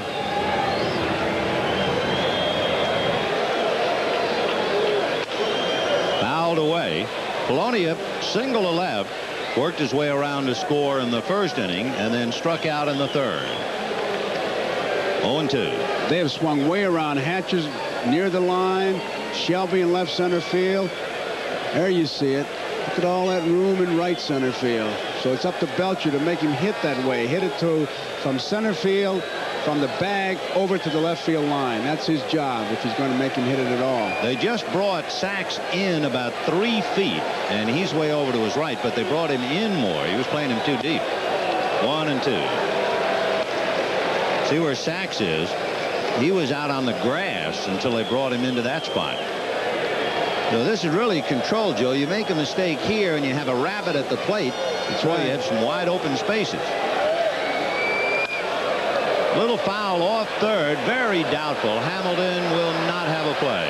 That's one of the big changes I think that's happened in baseball. Managers are surrounding themselves with coaches who have a specific job, defense, infielders, outfielders. It used to be you'd make a deal in the minor leagues. Hey, if I get to the big leagues as a manager, you're coming with me, and the prime requisite that they could go out and have a beer together. That's not the way it works now. Too much money at stake. As we told you last night, if you wonder who that gentleman is, it's George Pfister, former major leaguer working out of the commissioner's office. 1-2. Good save, 2-2. They're going to check at 3rd. Doug Harvey says no swing. 2 balls, 2 strikes.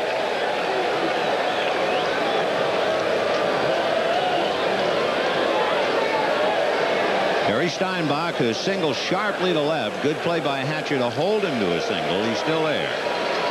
2-2 to Luis Polonia.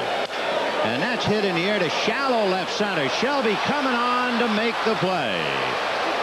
No runs, 1 hit, and at the end of 5, 3-1 Dodgers.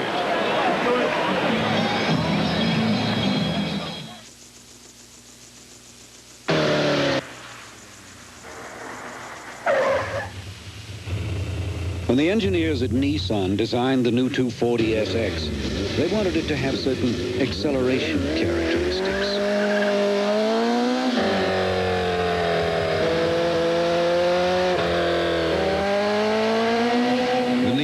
240 SX. It's a lot of sports car, but you can handle it.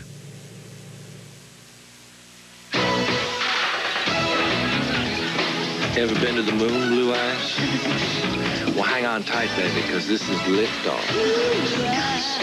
Now, there's no air up there, so we're just going to have to live on love. It's going to be you, me, and ecstasy. Okay, baby? Do you believe in love at first sight? Just what the doctor ordered. Have you ever been to the moon, Brown Eyes? Well, I was worried about my hair because I participate in a lot of sports. I have to shampoo every day. And a lot of times I'll shampoo 2-3 times a day. And I worried till I used my daughter's Johnson's baby shampoo. Johnson's cleans hair clean, leaves hair healthy looking, no matter how much you shampoo. My hair feels clean using Johnson's baby shampoo, and it feels healthy. And those are the important things to me. The more you shampoo, the more you need Johnson's. So, hey, I think I'm doing the right thing for my hair. On a summer's evening in 1924, perhaps the most significant game in the history of baseball was played. What made the game truly historic was the time of day, nightfall. For on that night, a band of GE engineers ushered in the era of night baseball. Baseball under the lights, making possible for us all the many brilliant nights to come.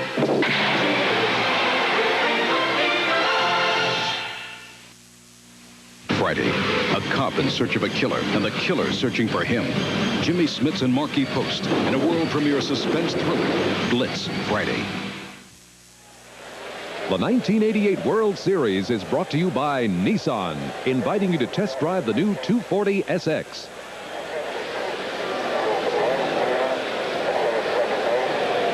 Top of the 6th inning, 3-1 Dodgers. Mike Davis, John Shelby, and then Rick Dempsey on the corner. Davis hit a ground ball, as you see Oral Hershiser, who figures to get the call tomorrow night. Davis hit the ground ball kicked by Hubbard.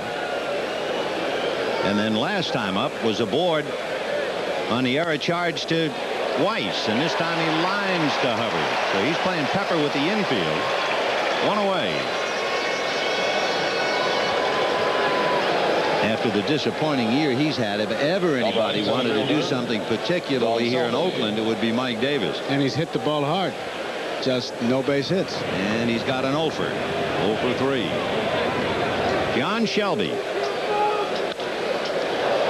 Now the Dodgers starting to hack at the first pitch with Stewart. And Steinbach makes a good play. That's a little strange. Stewart is not throwing hard. To give you an idea, and I realize that you can do whatever you want with numbers, but when Stewart faced the Dodgers at Dodger Stadium, he struck out 5 in 8 innings. Tonight, he has not struck out a batter. And it's a different pitcher out there. He's not throwing as hard as he did at Dodger Stadium. And once again, the foul ball area here does come into play. That ball, Steinbach had a lot of room to make that play. Rick Dempsey, his first at bat. Breaking ball, 1-0. Dempsey, the most valuable player in the '83 World Series, and now becomes very valuable with Mike Socia with a twisted knee. We have no further report on Socia. I guess you put him under that dreaded line day to day. Like Marshall. Danny Heap on deck.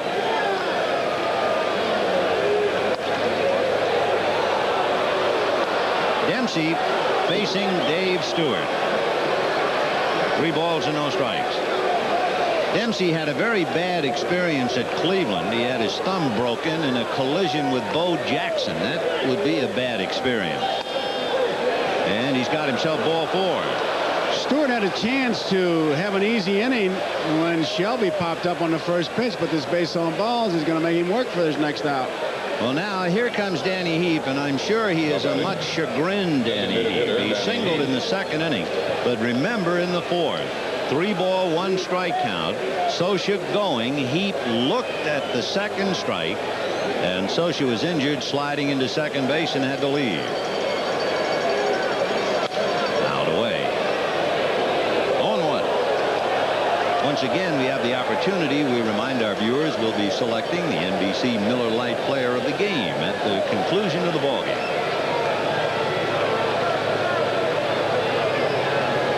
Mcgwire, as you can see, behind Dempsey. They're not worrying about him, and they'd rather have a glove with a left-handed hitter. Hard at Hubbard, but he stays with it. So the Dodgers lead Dempsey at the end of 5½. Dodgers 3, A's 1.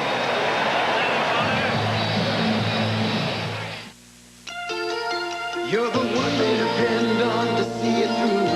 In this world it all counts and they're counting on you. Show that world some style. You've been waiting for this time to come, and you know that time is here. You're living in real time. Seco time. Living in real time. Seco time. Living in real time.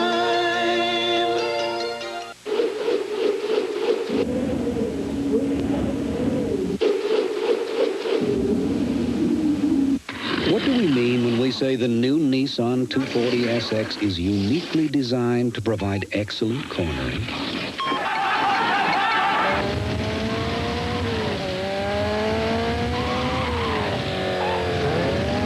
The Nissan 240SX. It's a lot of sports car, but you can handle it.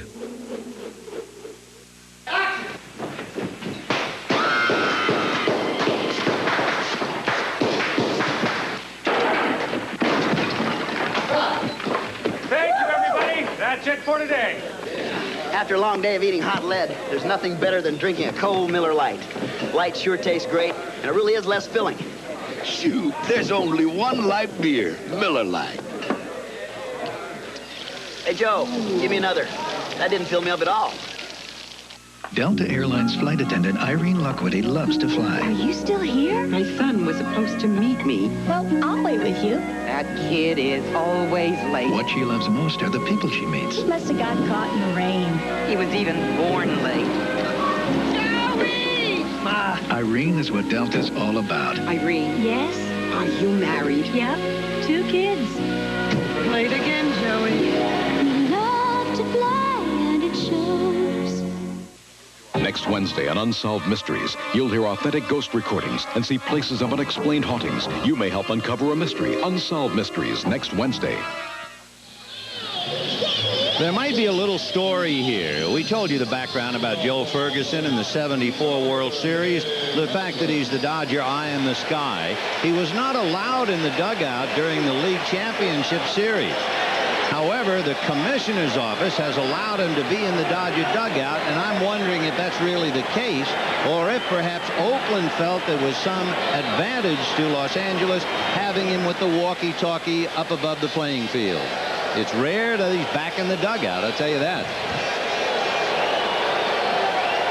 It really is. I'm just trying to, why would it even bother him if he'd be up here? There's a base hit to left field for Dave Henderson. So that means the leadoff man continues to get on in the first inning, in the 4th inning, in the 5th inning, and in the 6th inning. So 4 of the 6 leadoff singles, and here's the big guy again.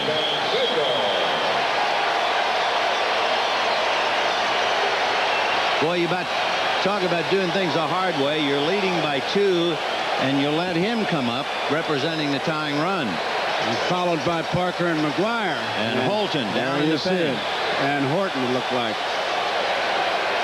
Ball 1. Ricky Horton, a left-hander. Brian Holton, the right-hander. And no mistake as to who's at the plate. And he's not looking for any signs, is he? 1 ball and no strikes. On the fists. Jammed him. Foul. Stubbs in a hurry. Backhands it. That's his 4th big play, and he could have only made it here at the Coliseum. And he had a wall of Dodgers there ready to protect him, and that's a big, big play by Franklin Stubbs, who was put in because of the bat. And Latchman is arguing. Yes, they're going to argue. Watch it here. A lot of room in foul territory. Now, does somebody help him up? You know, if he falls down in the dugout, the runner at first can advance. That's the argument. Sure. Ground rule. Where did he fall? Take a look at the dugout. Is he in it or on the top or what? Can't see. Well, it's the top step where he falls. He's in it. Yeah, because the rule says that you can go into a dugout to catch a foul ball, but if you go down in that dugout, the base runner advances, and that was the Oakland argument. He makes the catch here outside the dugout. He's on the top step, takes 2 steps, 3, and now he's in. And Hershiser and those guys pointed, hey, base runner's at first base, and he's going to stay there. That's the 4th brilliant defensive play by Franklin Stubbs. And to take an at-bat away from Canseco really makes it a play. And here now is Dave Parker. 1-0. Tell you, in this park, that's the only park. Maybe Atlanta you could make it, but that's a lot of room. Where is he? The momentum carries him in. Then they kind of push him out. And I can understand the Oakland argument. 1 ball and no strikes.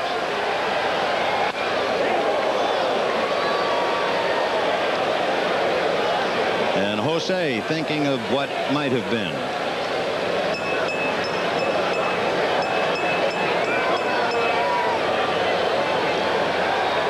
And 1 strike the count to Dave Parker. And he goes the other way to Hatcher in left field because he didn't get the bat around. That was a pretty good pitch if Parker can't get it around. Dave didn't get it more off his shoulder than anything else. They jammed him. McGwire's had some good pitches to hit. He had 2 good pitches to hit that first time at bat. Here's the pitch to Parker. He just got tied up. You could see he didn't get those big arms out there to where he could really whip that bat into it. And Belcher, 2 big outs, and here's McGwire. And another guy who can get you even in a hurry. Struck out, fly to center, 0 for 2. Dodgers 3, A's 1, bottom of the 6th inning, 2 out.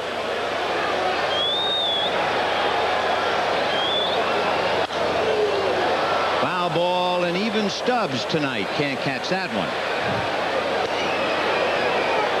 Belcher's going right after McGwire. At first time at bat, 4 good fastballs. And the second time at bat, it looked like the ball that he hit to center field was the same pitch he hit into the seats last night. Parker, Hubbard deep in thought. It's still 3-1 Dodgers, bottom of the 6th. McGwire with Lansford to follow. And Henderson, the leadoff man at first. Fouled away, 0-2. There's no finessing going on here. He's going with strength. 0-2 the count to Mark McGwire.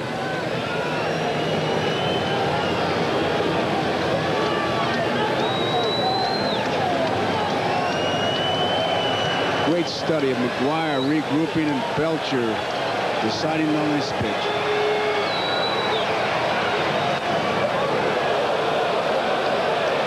Cut fastball. Boy, did that thing jump. 1-2. Spotted it well, an outside part to plate. He's going for that corner. If you miss, that's where you want to miss. Because if that ball goes towards the batter, it's going to be right over the plate. You know what this fella can do with it. 1-2.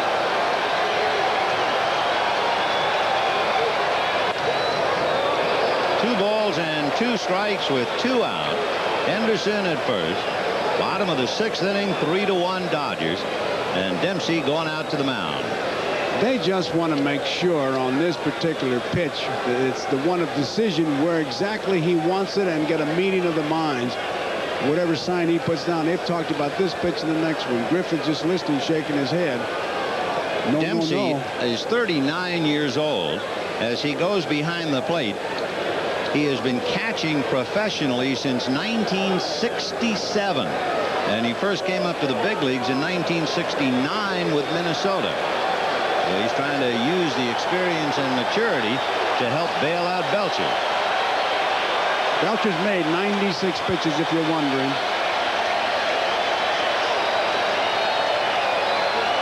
Fouled away.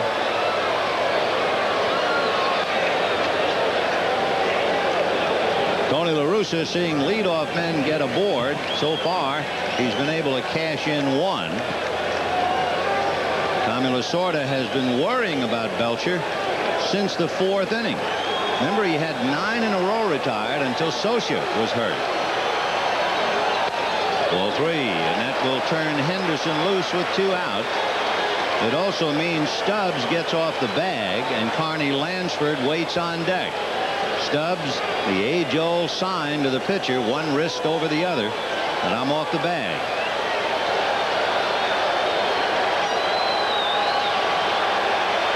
Henderson ready to go. 3-2. Fouled away.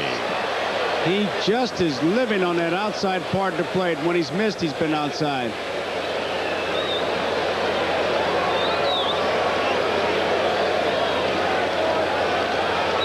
Dodgers with 2 in the first. The A's bounce right back with 1. Dodgers got 1 in the third, and that's it. We're now in the bottom of the 6th, 2 out. And last night's hero, Mark McGwire, at the plate. 3-2. Henderson goes. Ball 4. I don't really think in his heart that Belcher wanted that much of McGwire. Well, I don't think he was pitching around even because he came too close with those other pitches, but he was not going to give in to him. If he was going to miss, he was going to miss the outside part of the plate. He wasn't going to say, hey, here, hit it if you can. He wasn't going to challenge him that way. He started him off, no balls, 2 strikes, and then after that, he was trying to paint, trying to get the black. He was trying to live on that corner and may have overthrown it a little bit, that last one. Watch the first ball on this guy, though. Remember, he popped up and then grounded out to Stubbs. So he's hungry. Ball 1. So Belcher, in his second troublesome inning, along with the first inning when he gave up a run, got out of a jam in the 4th. Ball 2, and that was more of a save by Dempsey, otherwise wild pitch. He really caught that ball well. He got the body in front of it, and you know that Belcher just threw way beyond himself. Peronowski's going to come out and talk to him as if to say, look, you've had pretty good stuff so far. You can't do it by yourself. Just be yourself and throw that good fastball that you have. Now, again, we get back to the 2 things about Belcher. In the middle of the game, he has a habit of not turning his body enough. And the other thing is, and the main concern of Peronowski right now, is that he will aim. He falls into that habit. And with behind 2 balls and no strikes, if he aims, that first inning fastball that was fouled back into the seats could be a bolt of lightning. Runners at first and second. McGwire at first. Henderson at second. 2 out. 2-0 to Carney Lansford. Line drive into right field, base hit. Henderson will score. McGwire stops at second. 3-2 Dodgers.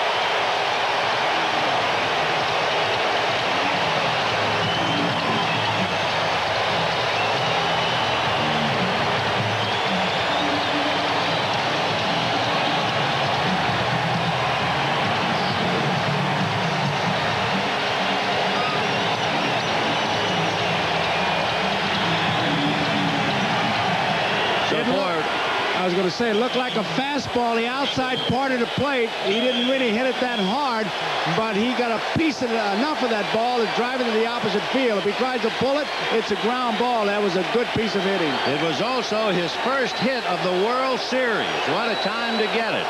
And the batter now is Terry Steinbach, who's been hitting the ball hard. Ball 1. So in the inning, Henderson singled, Canseco fouled out, and Parker flied out. He had McGwire 0-2 and walked him, and Lansford singled in the run. 1 ball, no strike. Foul back. 3 runs, 5 hits for the Dodgers. 2 runs, 5 hits, 2 errors for the A's. And Dempsey and Belcher have gone away from the fastball with Steinbach. 2 breaking balls here. That one may have been out of the strike zone. Tim Belcher is ready to make his 20th pitch of the inning, and he's gone over the 100 mark by plenty. So they're really watching him now. 1-2, breaking ball. You have to give him the fastball. Steinbach struck out in the second inning and singled in the fifth.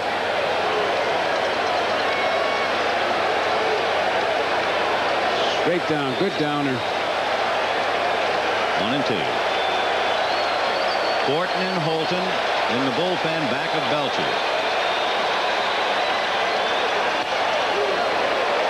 2-2, and he went with that cut fastball. That thing really ran again. So Deuce is wild in the sixth. 2 balls, 2 strikes, 2 out, 2 on. Dodgers 3, A's 2.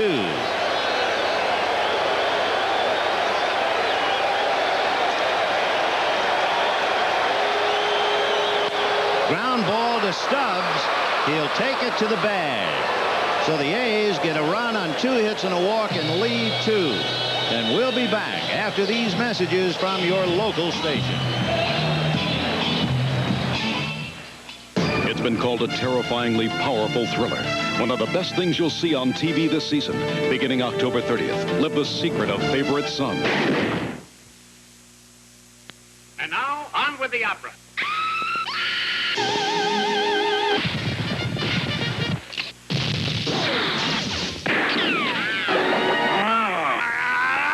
From the people who brought you big screen television comes the sound to go with it. Frankly, my dear, I don't give a... Introducing Mitsubishi Home Theater Systems, now playing at a dealer near you. Everybody knows what big is, but what's too big? Too heavy isn't too big. Is the Grand Canyon too big? No. This is almost too big, but at warp speed, it's a short hop. Store in the City of Industry is big. It holds a huge selection of European-style furniture and accessories, but one big store isn't too big, that is. Now, if store had another store, say, in Tustin, bingo, you got 2. Too big. So, you need a grand opening that's too big, too. Big surprises, big deals, big fun at 2 stores. It sounds like too much to me. I gotta go.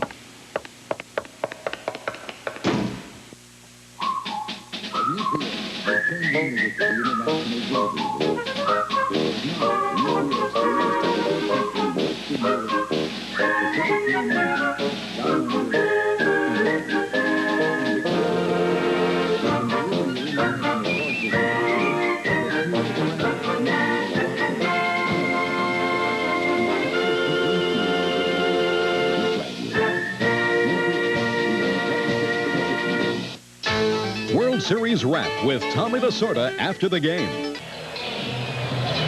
We're going to the 7th inning with the Dodgers leading the A's 3-2. And the starting pitchers still locked in. Dave Stewart and Tim Belcher. For the Dodgers in the 7th inning, it'll be Jeff Hamilton, Alfredo Griffin, and then Steve Sachs. Hamilton flied to center and lined a single to left in the 4th inning. Now, we talked about Canseco's foul out, and it was a big one. They have statistics on everything. Oakland Coliseum, 2.21 foul outs per game. A's on the road, 1.63, which means there are about 50 more foul outs over the course of a season here at this ballpark. Fouled away. I love it when you talk statistics. Oh, I love it too, Ben. I knew you would. 0-1 to count.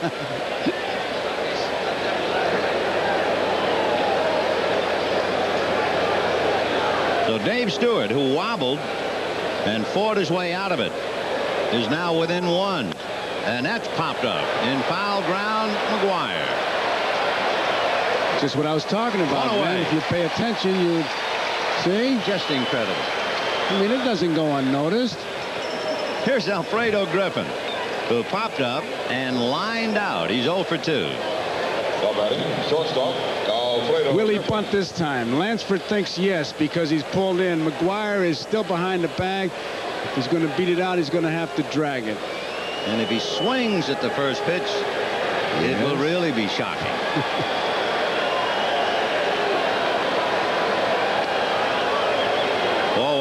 That's a good play right there. He's already pulled in Lansford 2 more steps, and Mcgwire had to come in just by shortening up. 1 ball, no strikes. Ball 2.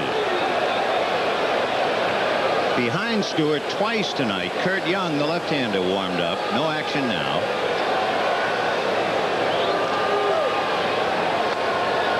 Ball 3. I mean, he was looking all over the place because he was taken from the get-go, and Stewart not even close to a strike.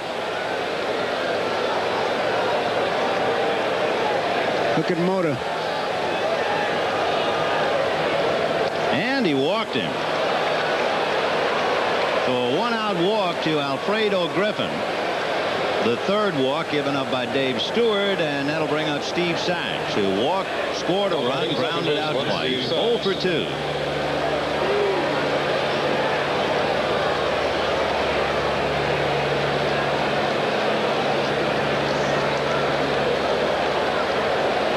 Meeting at the mound now, and the bullpen, as you can see, Cadaret, the left-hander, and Plunk, the right-hander, in the pen. At base on balls, with one man out, and Griffin, who has not been hitting, you would think Stewart would just be laying that ball right in there. Good stuff with the fastball, but the way he pitched to him, that brought Duncan right out of that dugout. That's a little shocking to see Alfredo Griffin get a walk. To give you an idea, he walked 24 times all year. And of course, in a World Series against Stewart, a 20-game winner, the chances of Alfredo walking are really slim, and yet he walked on 4 pitches. That's enough for concern in the Oakland dugout. Sachs, as we've mentioned, about as good as the Dodgers have in going up the middle or to right field. And Griffin with one man out, certainly a threat. They're going to have to watch him, and Stewart trying to hold that ball a little bit. Backed off to see if Griffin would indicate anything.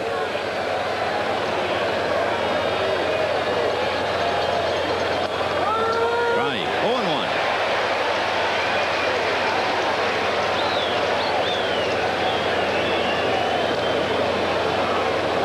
0-1. Big moment in the big ball game now in the 7th inning. Dodgers 3, A's 2.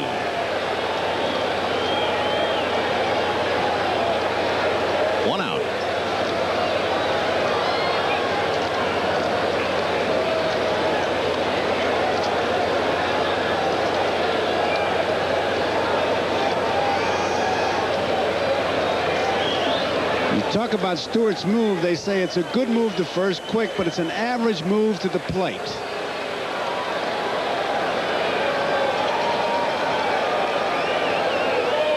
Tried to go to right and fouled it down the line.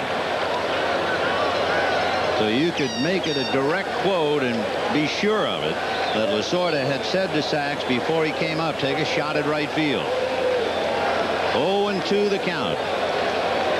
And with 2 strikes, I would think that Griffin would be given the green light at most times, and La Russa, you see him saying something to Steinbach, his catcher. If Alfredo gets a jump, he'll have the light to go.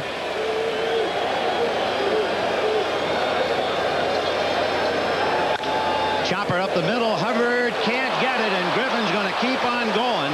Henderson will throw into second to keep Sachs at first. So Sachs, as good as they have to go up the middle or to right, goes up the middle, and that will bring up Franklin Stubbs. And you can see Hubbard at least try to knock that ball down. If he knocks that ball down, maybe it would stop Griffin, but he was going to go all the way. There we're going to challenge the outfielders. Once he gets by him, Griffin, he knows he's gone. He's not even hesitating. Saw a lot of balls hit like that in batting practice in front of home plate, a bit hard. Henderson charging hard, but Alfredo doesn't even hesitate. You know why I think, too? Because they know that Stewart has a good fork ball. They want to try and beat down on it, and that time it really paid off. Well, when you look in front of home plate, even the grass part, you almost see like little divots there where the ball has been beat on. Meet your next truck. The truck for '89. The all-new Toyota V6 4x4 SR5, the most advanced V6 engine in its class. All-new, on-the-move four-wheel demand, and a brand-new look that says Toyota quality. It's everything I ever wanted. Toyota, you could ask for anything more. You know, when I pitched, I used to have trouble in the late innings, but I won't have any trouble pitching my favorite beer, Miller Lite. Light's less filling, and it's light's less, Our plan is to get phones everywhere, even here. Somewhere Coliseum is great. We can talk to computers anywhere.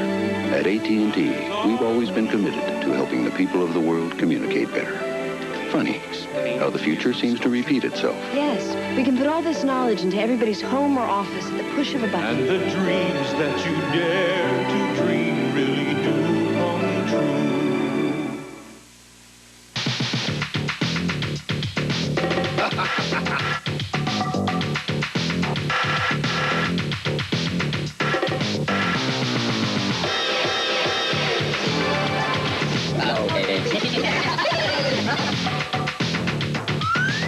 Here, help. Isn't this romantic?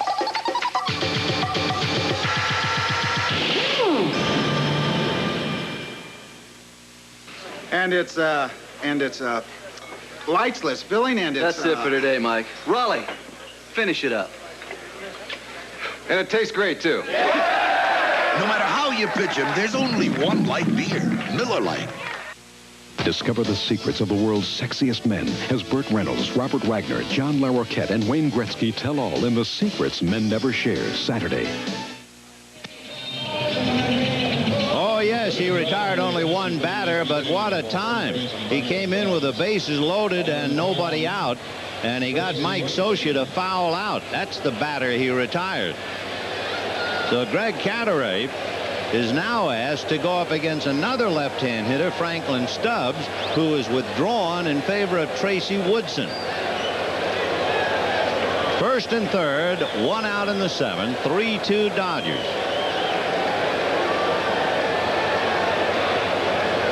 One ball, no strikes. So in a sense, Lasorda loses his best first baseman and a left-handed bat with power. Malfitano at third base really acting this out as if the squeeze play is on. He's walking over to talk to Alfredo. If nothing else, that always puts that thought in that battery. They have to look at that and say, hey, maybe squeeze. One ball and no strikes. 1-1. So Greg Catteray going head-to-head with Woodson. Mickey Hatcher on deck and big Eric Plunk down in the A's bullpen. 3-2 Dodgers, seventh inning. Runners at the corners. Griffin at third, Sachs at first. 1-1. You also wonder, since the Dodgers have to manufacture runs without any power, you have to wonder with a couple of rabbits out there if they're not thinking about something with Sachs at first and Griffin at third. I'd be more prone to think squeeze than I would that, but that's certainly a possibility. Fouled away, 1-2. The problem, if you are thinking squeeze with Tracy Woodson, you know how many times he's bunted this year? 0. Zilch. Zap. Nada. Well, you're trying to make a run, and maybe you have to go to overtime and put a suicide out, although I think nothing is on now. Fouled away. The running combination might have made a little sense. As you look at Hatcher, Sachs stole 42 bases. But you know, just watching it, Woodson has not once looked at a Malfitano. He just gets in that box. He wants to knock that run in. 1-2. There goes Sachs. Thought he was going. Ground ball to short, and he beat the throw, and the run scores. They had to manufacture it. They had to have a guy who stole 40 bases do something instead of just stand around. And it's 4-2 Dodgers. He broke on the right pitch, and Griffin was not part of that play. Believe me, as soon as he saw the ball hit, he broke. But it was Saxey who made that play because it was like a straight steal. You see, now Sachs is already broken. Look at Griffin breaking back towards the bag, and Sachs with the jump, a straight steal. He does beat the play, and they do make a run. That run is charged to Stewart, and it is 4-2 Dodgers, and the batter will be Hatcher, as you see Sachs just beat the feed to Hubbard from Weiss. And Hatcher hits a high fly ball. It's playable. Henderson says he has it. And he does. But the Dodgers steal a run there in the seventh. And at the end of 6.5, 4-2 Dodgers. Now here's Bob Costas with tonight's special feature. Then the keys to success are brought to you by Citicorp. Without their big guns, the Dodgers can't afford to get into a high-scoring game, and Tim Belcher has pretty much held the A's in check. With his lineup devoid of power, Lasorda has played hit and run and has helped to produce 2 runs. And then the A's have been guilty of uncharacteristic fielding lapses. Errors by Hubbard and Weiss contributing to the scoring. So, good pitching, resourceful use of the available weapons, and a little help from the big Dodger in the sky. Tommy Lasorda's keys to success so far.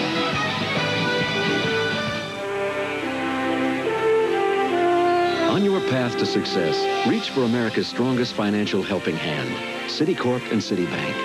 More American families own their own homes and attend college with our help, and more get what they want with MasterCard and Visa cards from Citibank than from any other company. We also serve millions of customers in every major marketplace worldwide. Citicorp, because Americans want to succeed, not just survive. Introducing a sedan with the heart of a lion, the all-new Toyota Cressida. Inside, the majestic body beats a powerful 24-valve, 190-horsepower engine. Plus, legendary Toyota quality. Quality that has made Cressida the most trouble-free new car sold 2 years in a row. Cressida for $89, the king of luxury performance sedans and the pride of Toyota. The most unusual crimes, the most unusual heroes, the most unusual show of the new season. You've never seen anything like it. Premiering Friday, Something is Out There. Then, a world premiere thriller. He deals drugs and kills people. A cop in search of a killer. You have the right to remain silent, or you have the right to die. And the killer's looking for him. Dangerous company. Jimmy Smits and Marky Post. Based on Elmore Leonard's best-selling suspense novel, The Passion of Glitz. After Something is Out There premieres, all new action Friday. The 1988 World Series is brought to you by your Toyota dealer. Whatever car or truck you choose, you'll love the quality. Who could ask for anything more? As we go to the bottom of the 7th inning, a reminder, at 8 p.m., The Cosby Show, followed by Game 5 of the World Series, except on the West Coast, where The Cosby Show will be seen following the game tomorrow night. Belcher has made 108 pitches, 64 strikes, 44 balls. Got to make a point here in a tough ball game. Remember, the Dodgers have no maneuverability at all behind the plate. You have Dempsey because Socia is injured. That's number 1. They've lost Stubbs, who has a big glove, and he's gone. They're playing Woodson at first. Strike. The outfield, Marshall can't play, and Gibson can't play. The one good player defensively is Jose Gonzalez. So the Dodger outfield now is shaky, to say the least. Ground ball to Griffin. On the way. The Dodger outfield, you have Mickey Hatcher, who is a scrambler in left field. Shelby, the center fielder, and Mike Davis, who had the reputation of being a terrible outfielder in the American League, playing over in right. Lasorda may have as many men in the clubhouse as he's got on the bench. And in a tough ball game like this, it will be interesting to see how he plays his cards, and he's already played a big one with Woodson.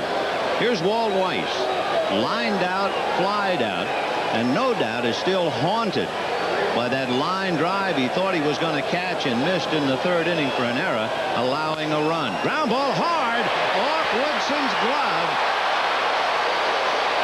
Whether Stubbs would have made that play, we'll never know. But the problem is the one we've already stated.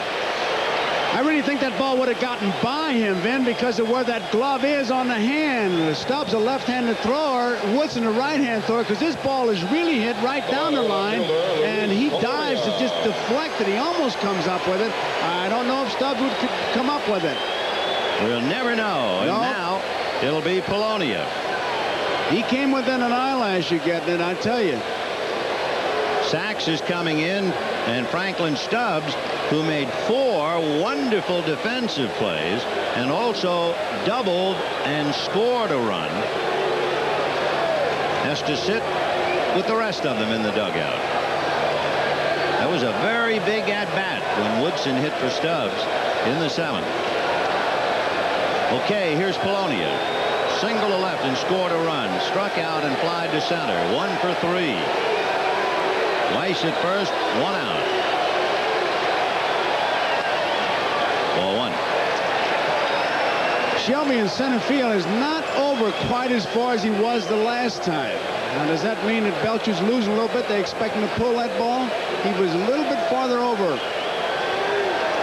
There goes the runner, hit and run ground ball to Sachs. The late feed, but they get the runner at first. The ball seemed to hang in the air as he tried to feed Alfredo. It looked like follow the bouncing ball as it hung in the air. He couldn't get it out of his webbing. Watch this now. He can't get it out of the webbing, and Alfredo comes, he almost throws him a pound ball, and Griffin sees that, and very alertly, he doesn't wait to even worry about the force play. You can see he was hit and run because Weiss was watching the play all the way. When he got that ball, Alfredo was way off the bat because he knew he wasn't going to get him. And I tell you, that's a big, big play by Griffin. It's a remarkable play considering we've just seen the other side of the coin, the top of the 7th inning. And now in the bottom of the 7th, we see another feed that's beaten at second base. And the batter is Henderson with 2 out. 0-1. Henderson lost a hit to Stubbs and then singled twice. So Dave is 2 for 3. Griffin had to make a decision, and he made it. And it was a big one and a good one. Now you realize how important this at-bat for Henderson is with Canseco on deck. 0-1. I think that was a splitter in the count. 0-2.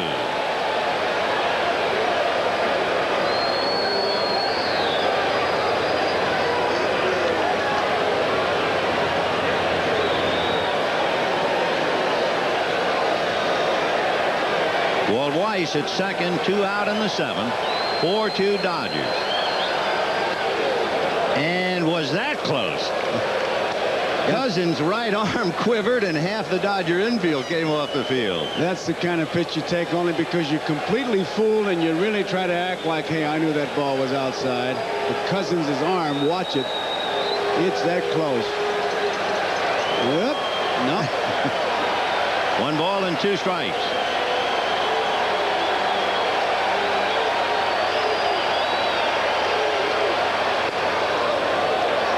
2-2. Now remember, he had Henderson 0-2 in the 6th inning and started a nibble. And the next thing you know, Dave singled to left. He's got to make it happen on this pitch. Line drive down the left field line and in the corner. Here comes Weiss to score on a double by Henderson to get the A's alive and well.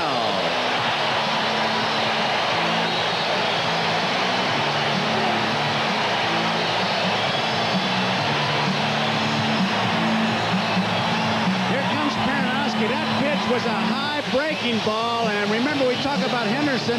If you make a mistake in that strike zone with the breaking ball, he's going to jump all over it, and he did exactly that.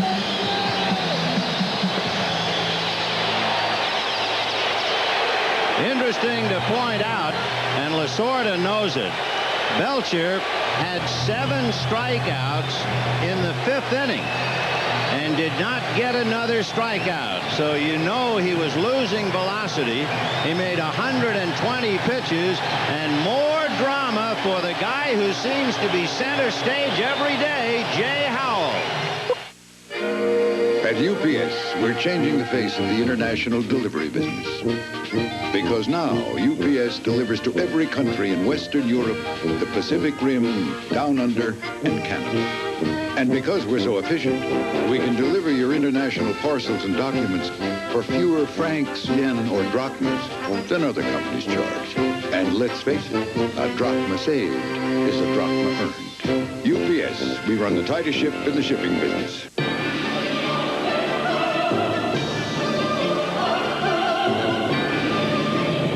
This year, the world's automakers will once again offer hordes of imitation BMWs. Meanwhile, for under $25,000, BMW offers something infinitely more valuable. The new BMW 325i. Why settle for a copy when you can own an original? Peter said I could have anything I wanted. So I took his Van Heusen shirt right off his back. Van Heusen, for a man to wear and a woman to borrow. In the pizza delivery game, the Noid zaps ordinary pizza. But Domino's Pizza's best because they deliver more than all the rest. The Noid just can't beat the best. Domino's Pizza, nobody delivers better.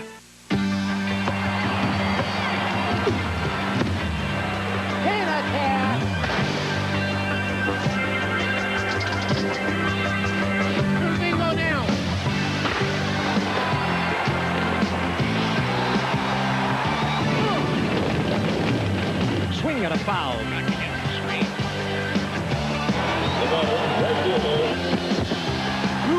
That's the ball game. Next season at a ballpark near you. The preceding message was furnished by Major League Baseball. Tim Belcher, sitting amidst the litter of a busted dream, and for the moment at least, might be second-guessing himself and his pitches. We have a scene like that where he puts his index fingers as if say, why did I do that? Why?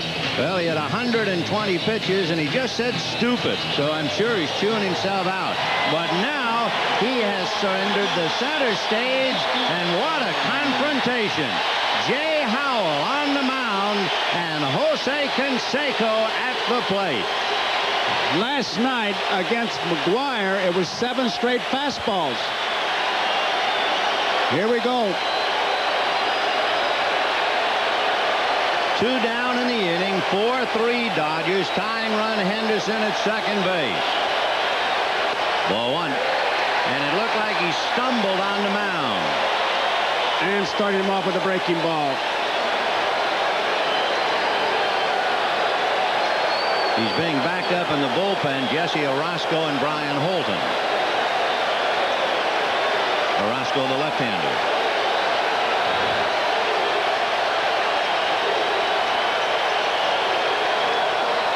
In there.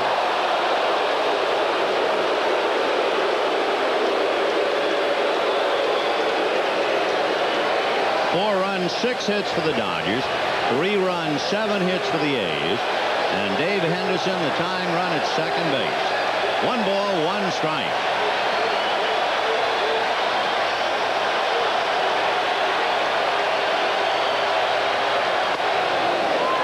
Two and 1. Direct contrast to last night. His best pitch is the fastball, but last night 7 straight fastballs to Mcgwire and got burned. And Canseco, the one pitch he took was the fastball, but 2 bad curveballs.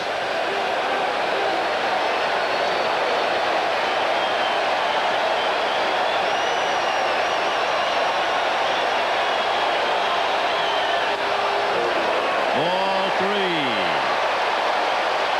On deck, the big left-hand hitter, Dave Parker, and Orozco might be in the bullpen just for him. Maybe. But then you can't use Pena. He's worn out. And then it would be Holden as a closer, and that doesn't make sense. So we'll see. Ball 4. He didn't want any part of him.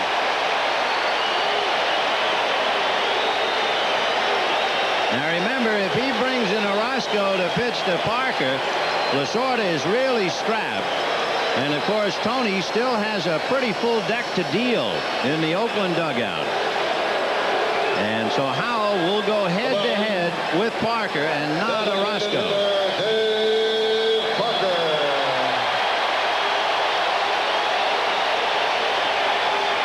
Parker has struck out twice and flied to left. All 3 at-bats were against Tim Belcher. Now he goes head-to-head with Jay Howell. 2 out. 4-3 Dodgers, 7th inning.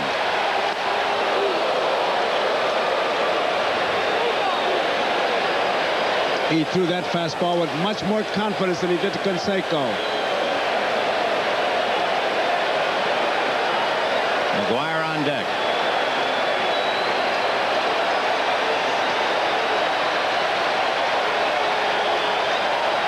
Line drive off the glove of Griffin, and the bases are loaded.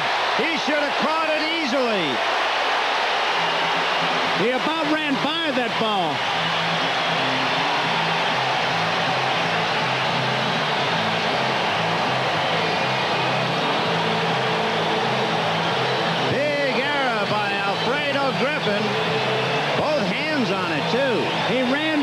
right. The ball was curving away from him, and he almost screened himself as he put the two hands up there.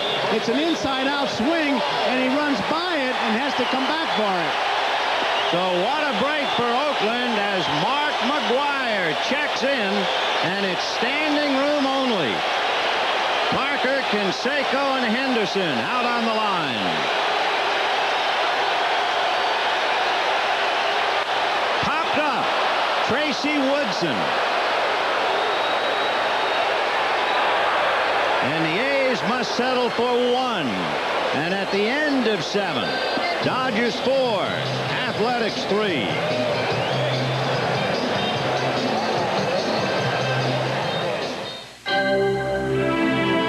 The Acura Legend sedan offers such amenities as leather-trimmed interior, sophisticated stereo system, and ergonomically designed controls. Is it any wonder people enjoy sitting in it? And with its 24-valve 2.7-liter V6, is it any wonder they enjoy standing on it? The Legend sedan, precision-crafted performance from Acura.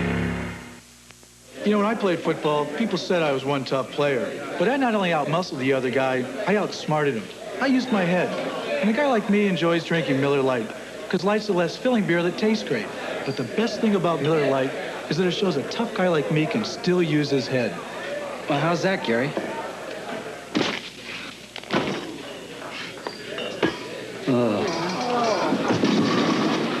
You hit it right on the head. There's only one light beer, Miller Lite. Most of my friends don't know what they're going to do after graduation, but I've already locked in guaranteed skill training in the Army. Qualify now and you can reserve even the Army's most sought-after technical training up to 12 months in advance through the Army's delayed entry program. Sure, being a soldier won't be easy, but then nothing worth having ever is.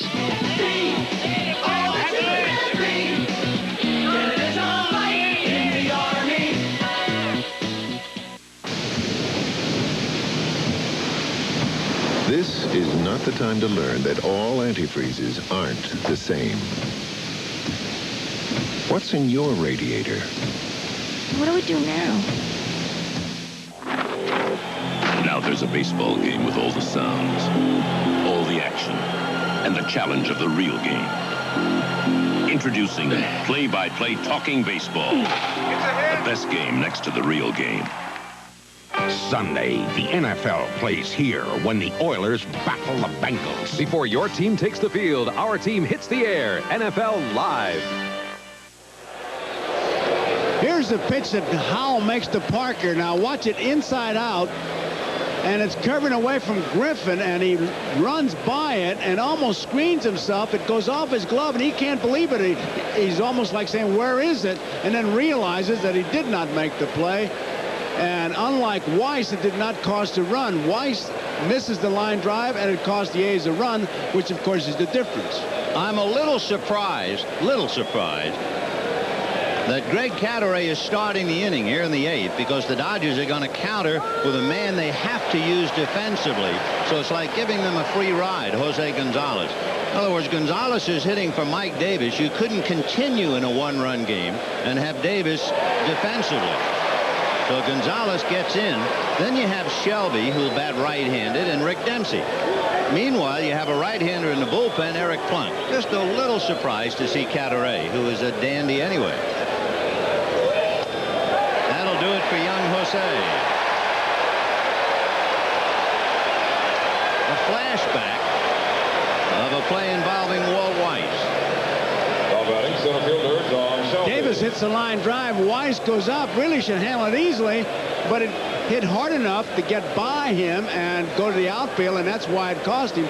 Griffin was able to get the glove on it, and even though he didn't make the play, it landed at his feet practically, and nobody could score. Here's John Shelby to bat right-handed, ball 1. You want to talk about thin bench. That's where the Dodgers are now. Little foul off first. Mcgwire digging. He tries to make the sliding catch, and he can't do it, but it was a great effort. Smart play. You do that to protect yourself from running into that fence, and he just didn't get over close enough. But if he tries to run into it, possibility of injury. But right here, when he slides, he could have gone into that corner, just never quite got there. John Shelby 0 for 3, but he did drive in a run in the first inning. That's when he slammed the ball off Dave Stewart's glove. It was deflected to Hubbard, who threw him out, and Shelby almost hurt himself seriously. Remember when he hit the side of the bag? And he really will have to do some yeoman work now with Hatcher in left. 3-1.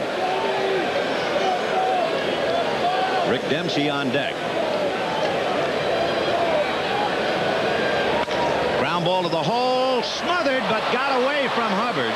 And Shelby's going for 2, and Canseco can't even get to the ball in time. That advanced knowledge, they were going to challenge the Oakland A's outfield, and you can see that Shelby, once he saw the ball get by Hubbard, he doesn't hesitate at all. Hubbard looked like he was going to make the play.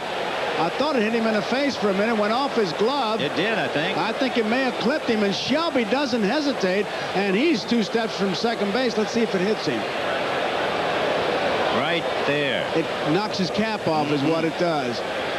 So he was fortunate, and Shelby, as all Dodger runners were told, challenged the outfield, even Canseco, because the report was he did not throw well in the LCS. So Shelby gets a leg double with 1 out in the 8th. Dodgers leading 4-3. And so Rick Dempsey will come up against Greg Cadaret.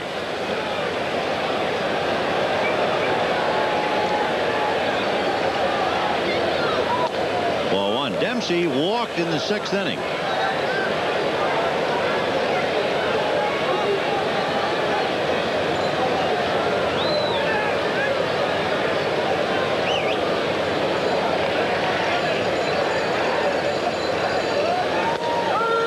Corner. 1-1. We're in the top of the 8th inning. The Dodgers 4 runs, 7 hits, and an error. The Oakland A's 3 runs, 7 hits, and 2 errors. Rick Dempsey replacing an injured Mike Scioscia, battling left-handed Greg Cadaret, who replaced Dave Stewart. Foul back. 1-2. Danny Heap on deck. To repeat, Mike Marshall will not see service. So Lasorda has just about run out of cards to play. Oh, yes, Gibson could pinch hit. Got him. Good running fastball.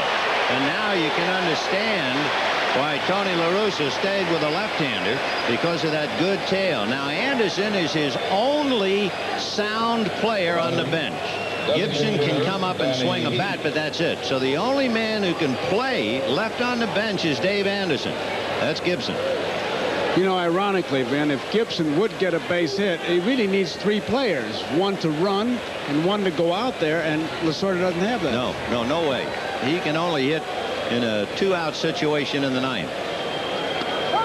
But the way the Dodgers are now constructed, or destructed, he could hit for someone like Griffin, because Anderson can play shortstop.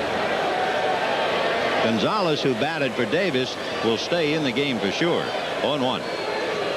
Almost to the screen. Tried to get up on top of a big overhand curveball. That was a good save by Terry Steinbach. 1-1. Bottom of the 8th, the A's will have Carney Lansford, Terry Steinbach, and then Glenn Hubbard. 1 ball, 1 strike to Danny Heap. Fastball in there. Danny, I don't have any numbers in front of me, but he rarely gets in that bat against a left-hander. And I'll tell you, he's up against a tough one here. When he comes from that 3/4 and steps towards first base, that's a tough pitch. 1-2. Shelby at second. Fastball whacked him out. He struck out the side, did Greg Cadaret, despite giving up the double to John Shelby. And we go to the bottom of the 8th. AT&T has just made watts a whole new ballgame for any size business. Pick from a lineup of plans that give you call detail, distance-sensitive pricing, and major league discounts, even on international and AT&T card calls. If you thought AT&T Watts had just one pitch, now it's a whole new ballgame. For those little trips that turn into wild adventures, suddenly there's the new four-door Mitsubishi Montero. V6 power and four-wheel drive help you avoid snarling beasts. Montero offers surprising comfort under the most savage conditions, and it even has more room than Jeep Cherokee. The new four-door V6 Montero, because sometimes it's a jungle out there. Mitsubishi, suddenly obvious choice. Charlie's dad is a dentist, so when Charlie gets some teeth, chances are he'll chew great-tasting Trident. Because more dentists and their families chew Trident than all other sugarless gums combined. Trident. Millions of teeth can't be wrong. When you have heartburn, you can bet on effective cherry-flavored Rolaids antacid. Calcium-rich, sodium-free, and a winning cherry taste. Cherry-flavored Rolaids. Tastes like cherry, works like Rolaids. You're on your way. The company that gave me a summer job in Louisiana last year has sent me to Germany this year. And we've got an interesting challenge. Getting a special product to people who need it all over the world. It's used in formulating medical compounds that fight heart disease, high blood pressure, and more. Hard to imagine a college senior working on a project like this. But I found one company willing to give a young person a chance. Now let you do great things. From the producers of Saint Elsewhere, a classy new drama with a new breed of hero. Tried to have me killed. Stephen Collins stars in Tattingers, premiering next Wednesday. Tony La Russa has some pretty good cards to deal with Javier, an outfielder, Tony Phillips, an infielder, along with Gallego, and of course Don Baylor and the catcher Ron Hasse. The Dodgers have Gibson, who can only bat, and Anderson. Carney Lansford. Lansford popped up, was robbed of a hit, and that was a big play by Franklin Stubbs on that tricky ground ball, because it came with 2 out and 2 on, and then singled in a run in the 6th inning.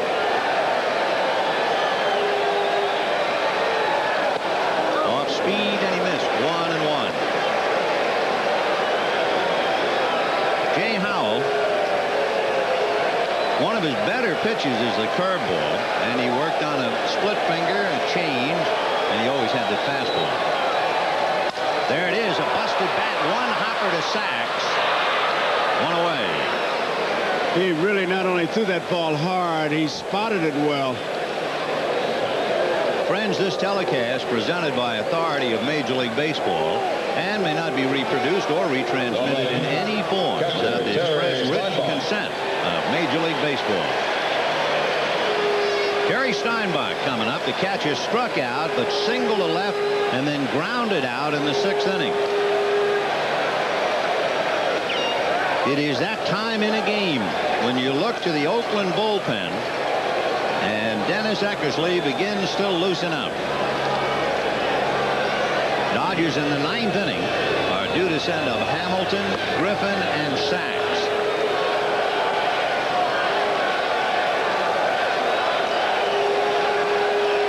1-0 to Terry Steinbach. High fly ball to right center. Jose Gonzalez is there. He's a very good outfielder. 2 down. And now we'll bring up the second baseman, Glenn Hubbard, or will it? And the answer is no. Ron Hasse will come off the bench and hit for Hubbard. They still have Gallego to finish up at second. So Hasse will hit for Hubbard. With 2 outs, La Russa's going to a man who could give him an extra base hit. He's got some maneuverability with Javier, Phillips, guys who can really run. Hasse can give you that extra base hit. Last night, Hasse singled to left and walked twice.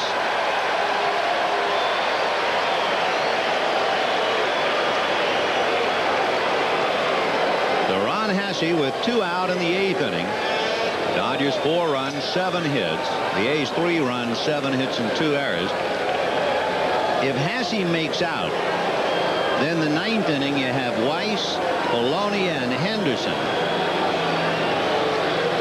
If Hasse gets on and then Weiss makes the last out, then Canseco still has an at-bat. And don't think that Dempsey's not thinking that way. You're going to go right after Hasse because you want that 3rd out right here. You don't want Canseco up there at all. You want to keep him in the on-deck circle. I guess that's really the great tribute to a great player when you do just that. And I did it without really thinking about it, except how many at-bats before Canseco? Oh, you do that as a catcher. You do that in the 7th inning, at least. Finally found my position. 1 ball and no strikes. Well, you always wonder, who don't you want to come up in the 9th inning? You got that in your mind if you're in the game at all. So it's a big at-bat, bigger than you might think of at first glance. Hasse trying to extend the inning to get Weiss up there, and he does.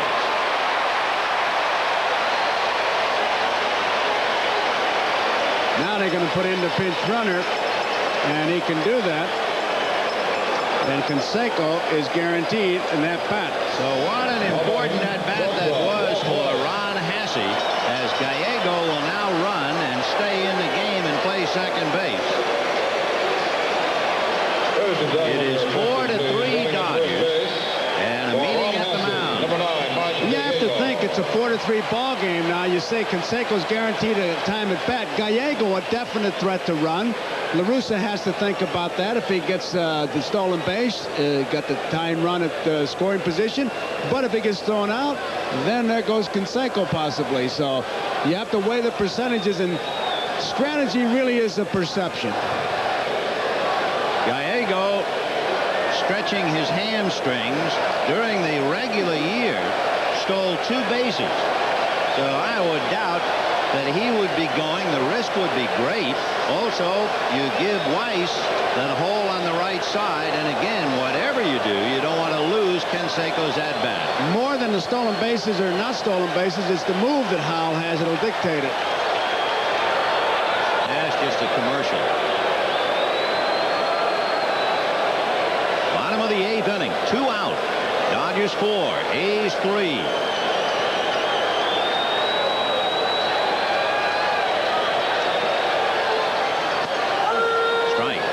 The A's did not get a hit in the 2nd inning. They did not get a hit in the 3rd inning. They've had at least a hit in every other inning, as you see Brian Holden.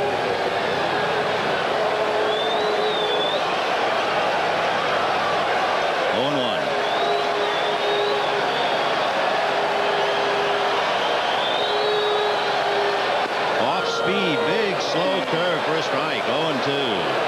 He really took a lot off that one, and Weiss could do nothing with it. Tell you, if you could pull it at all with Woodson holding the base running Gallego on, you'd slip it right through there, but he just froze him. No balls, 2 strikes to Weiss, who is lined out, flied out, and singled. Got him. So they had to keep Gallego quiet at first base, and at the end of 8, Canseco will still bat 3rd in the 9th inning.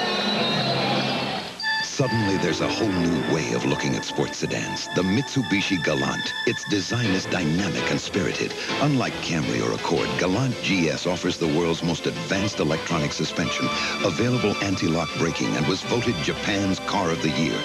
But Galant's most significant development isn't just the technology that's gone into it, but the feeling you'll get out of it. The 1989 Galant. Mitsubishi. Suddenly, the obvious choice. These kindergartners are using an IBM learning program called Writing to Read. Through computers and other tools, it's helping children across the country learn to read as much as 2 grade levels above the national average. I see a tiger sees me, tigers live in the sea, the end. To learn more, write IBM, Box 446, Montvale, New Jersey. 2 scoops, 2 scoops. You know what I wish, Stella? I wish Kellogg's would stop making Raisin Bran just for a day. I know. I can't keep up anymore. I know. Kellogg's Raisin Bran. They ought to call it Kellogg's Raisin Raisin. With all those raisins, that's what you're going to taste. I know, I know. Taste the fruit of a raisin broker's labor. 2-scoop Kellogg's Raisin Bran. The cereal that tastes like raisins. A promotional fee has been paid to NBC by United Airlines. Rededicated to giving you the service you deserve. Come fly the friendly skies. Following the conclusion of tonight's game, stay tuned for your late local news on most of these NBC stations. Then come home to the best in late night comedy, beginning with The Tonight Show, starring Johnny Carson. And the laughs continue on Late Night with David Letterman. Then former pitching great Denny McClain is the guest on Later with Bob Costas. That's tonight, only on NBC. Mike Gallego is now at second base, having run for Hasse, who batted for Hubbard. And Dennis Eckersley is on the mound. The Dodgers will have Jeff Hamilton, Alfredo Griffin, and Steve Sachs, with Tracy Woodson hitting fourth. Hamilton 1 for 3.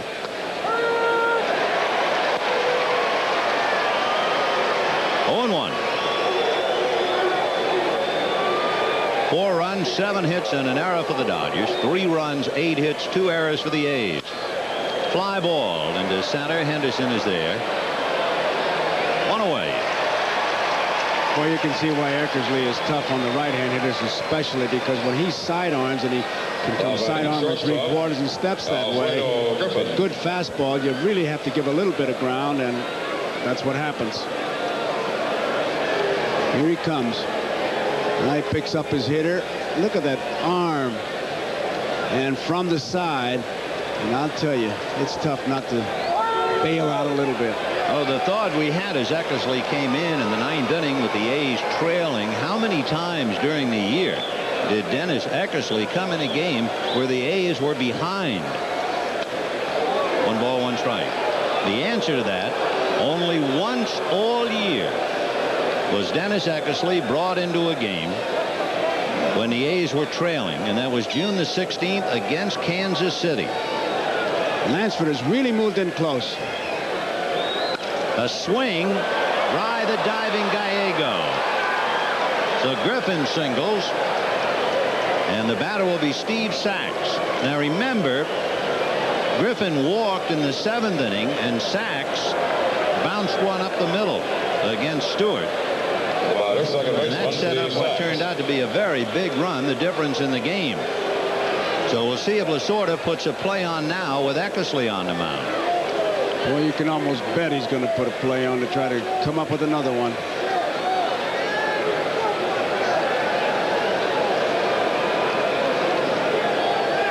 Sachs 2 ground balls, a walk and a base hit. He has scored a run, and his base hit set up another.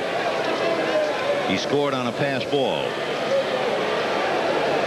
2 years ago, and he has never been able to reach that plateau again, but 2 years ago, Sachs hit .332. And he played the full year. And he's going to bunt, and they're going to get him. They're going to call foul ball, I believe, or he's out right away. Let's see. What Doug Harvey is going to make the call because he had a better view. So Sachs is going to be out, hit by his own batted ball. Or maybe he's calling foul maybe ball. Not. Let's see. What's he calling? Foul ball, maybe. La Russa wouldn't be out there if he was calling Sachs out. You can bet on that. And Sachs is coming back up to the plate.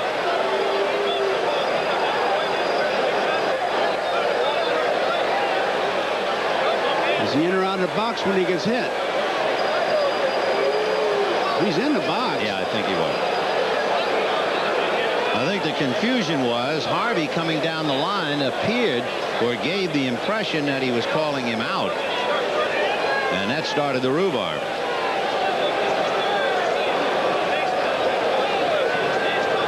You say so, said La Russa. So that's what it is. Evidently, Harvey came in, but only to try and help out, to say foul ball.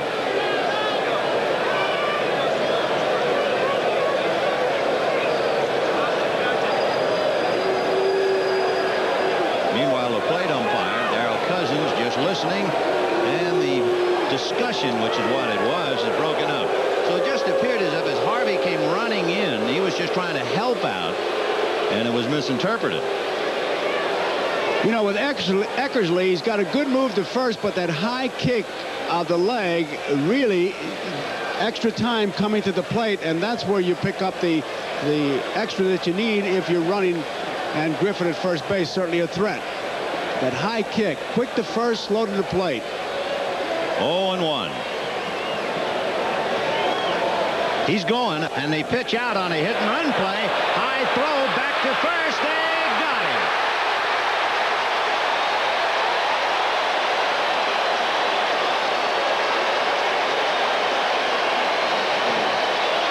2-6-3. He jumps out in a hurry, gets a good ball to handle, really throws it high. Weiss makes a good play. Griffin sees that, and he tries to head right back. I think where he tipped it off, Ben, he really asked Motor for confirmation after he got the sign. He knows he's trapped right there, and he's not even going to get in the rundown, thinking he can make it back. 1-2 the count.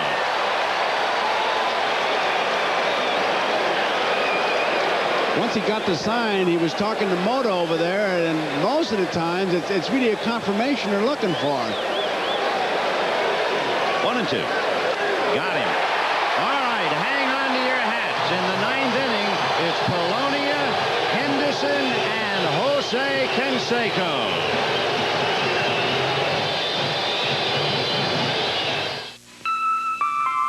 For more than 80 years, people have come home to homes with Anderson windows. Come home. And while times have changed, our commitment to quality and to the home has not. Which is why today, more people come home to Anderson windows than any other. Come home to quality. Come home to Anderson. Being neutral, the Swiss enjoy the best of all worlds. Cars from Italy. Clothes from Paris. Shoes from England. And from America, Old Spice Liquid Stick, a new antiperspirant. With the smoothness of a roll-on and the speed of a stick, it also combines the best of all worlds for total protection. After all, nothing's more important to the Swiss than good relations. Old Spice Liquid Stick, the world's most advanced form of protection. We save $200 at Radio Shack on a great family computer, the Tandy 1000HX, on sale for $499. And with this color monitor, the system was still less than $799. It's IBM PC compatible and comes with easy-to-use DeskMate software. So the kids can do homework, and I can compose letters or music. And the $200 savings helps me balance our budget. The sale price, Tandy 1000HX with software, only $499. Complete system with color monitor, less than $799. Only at Radio Shack. I'm calling to find out if the carpet that I just bought from you has this stain protection that's locked in the fiber, you know, before the fiber becomes a carpet. What do you mean it's not locked in that way unless it's a wear-dated carpet? But a wear-dated carpet isn't what you sold me. Well, what's mine then? Sprayed on? Oh, he sprayed on the carpet? Excuse me. Honey, take it easy. Get a grip. It's only on the carpet. Wear-dated carpet. Stain protection locked in before the carpet's a carpet. Gibson, bad legs. Marshall, bad back. Tudor, bad elbow. Socia, bad knee. But the man who they said could not play is playing. And I think I can understand it. Mike Marshall's problem was defined as a mechanical strain. And, of course, you have to torque your upper torso when you swing a bat. And we were told before the game he could not play. Well, what they meant, obviously, they didn't think that he could swing. He couldn't torque the back. Meanwhile, somebody has to come out of there, and it is the scrambler, Mickey Hatcher. So the Dodgers defensively seem to have strengthened themselves with Marshall, Shelby, and Gonzalez in left. Of course, Hatcher wants to play every pitch of every inning of every game. That he does, and he's made some pretty good defensive plays in that outfield. But here we go, Ben. Louis Polonia to start it off in the 9th inning. Ball one. And, boy, the tension will mount here. Holton and Orozco down in the bullpen. Hatcher pacing in the dugout. And Polonia followed by Henderson and Canseco. 2-0, and the heat's on Howell now.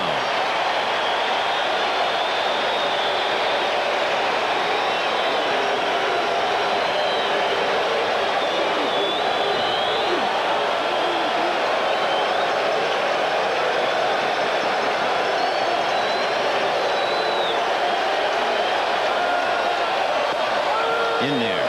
2-1. He's going to make him pitch. Polonius singled to left and eventually scored a run in the first inning. Struck out, flied to center, and grounded out in the 7th inning. Henderson on deck. A bunt foul back. 2-2. Not a bad idea to drag one.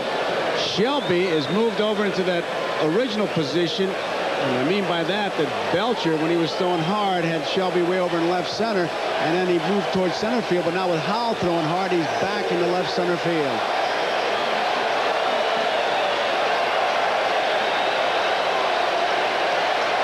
Two balls, 2 strikes. Ball 3.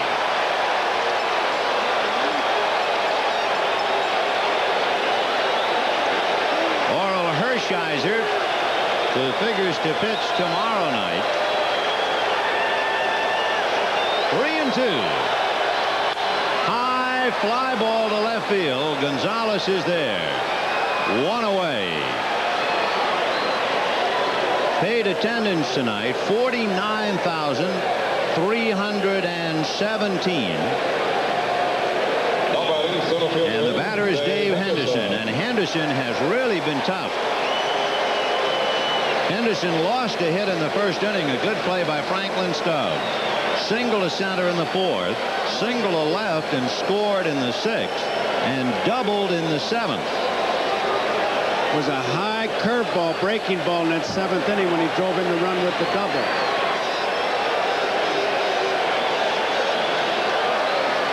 One out in the 9th. 2 mountains to climb for Howell. Henderson and Canseco. Line drive, base hit. And now we really got him alive here. People up. And here comes Canseco. That's the 4th hit for Dave Henderson.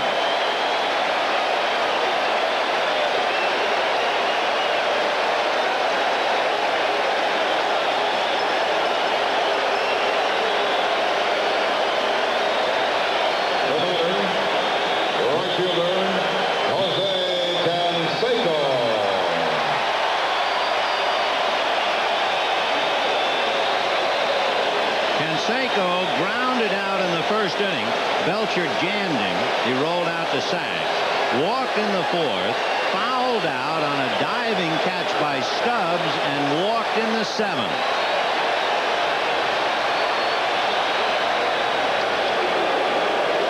And when he walked him in the 7th, then it was breaking balls as opposed to the fastball, and he was way outside with him like he didn't want any part of him. But he has no room now.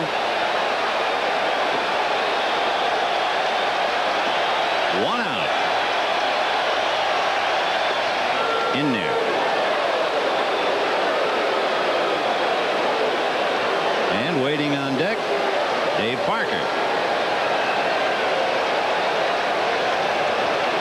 Orozco and Holton continue to heat up in the bullpen, and Howell trying to do it himself. Time.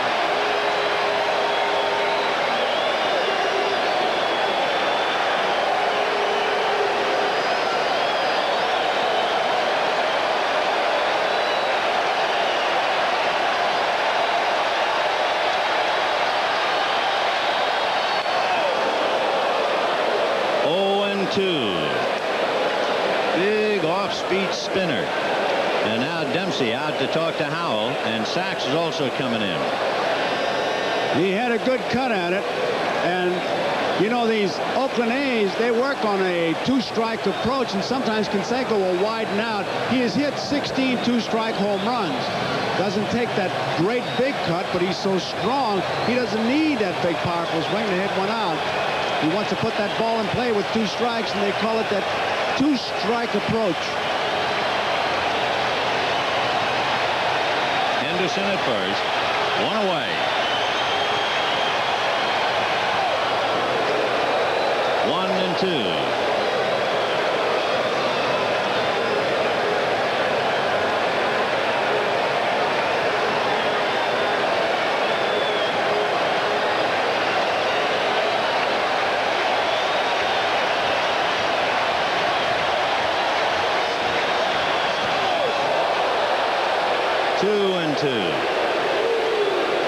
One thought deserves another. If you're going to pitch inside to Canseco, if you're going to jam him, if you're going to really try to prevent him from extending those great arms, there is a risk of hitting him. Remember, he was hit in the first inning of the first game. He was hit 10 times during the regular year. 2-2.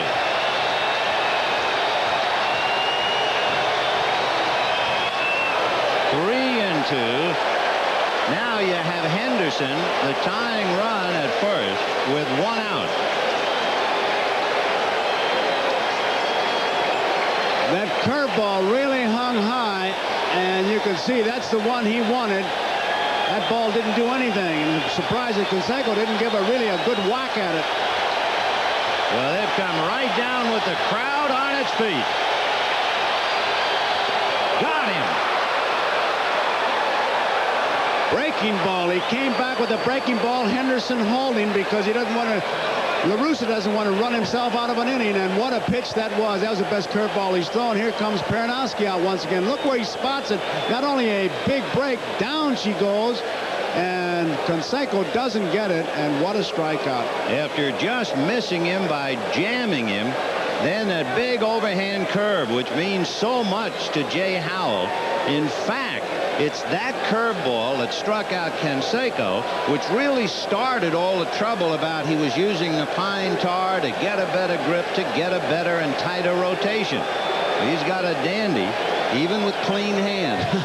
Well, I'll tell you, that one curveball he threw that hung up there, and you can see Lasorda's reaction, that high curveball, and he comes back with it in a real jam. Dave Parker will be coming up, and we're going to have a runner now. Stan Javier will run for Henderson. And he's got a Roscoe in that bullpen if you wanted to go left-hander against left-hander, but I don't think he's going to go with him, especially when he, in that LCS, when he ran out there and made that quick speech and U-turn. I'll give you 2 reasons. No way. Okay. Then I think that Orozco ought to sit down. But you have to wonder about that if you're going to go left-hander against left-hander. But if you remember, you're watching the LCS when Lasorda ran out there and said, "What the heck's the matter with you?" I think that's what he said. Well, that's it. Translation. It loses a little of its flavor. All right, 2 out in the 9th. The tying run with good wheels. Javier at first.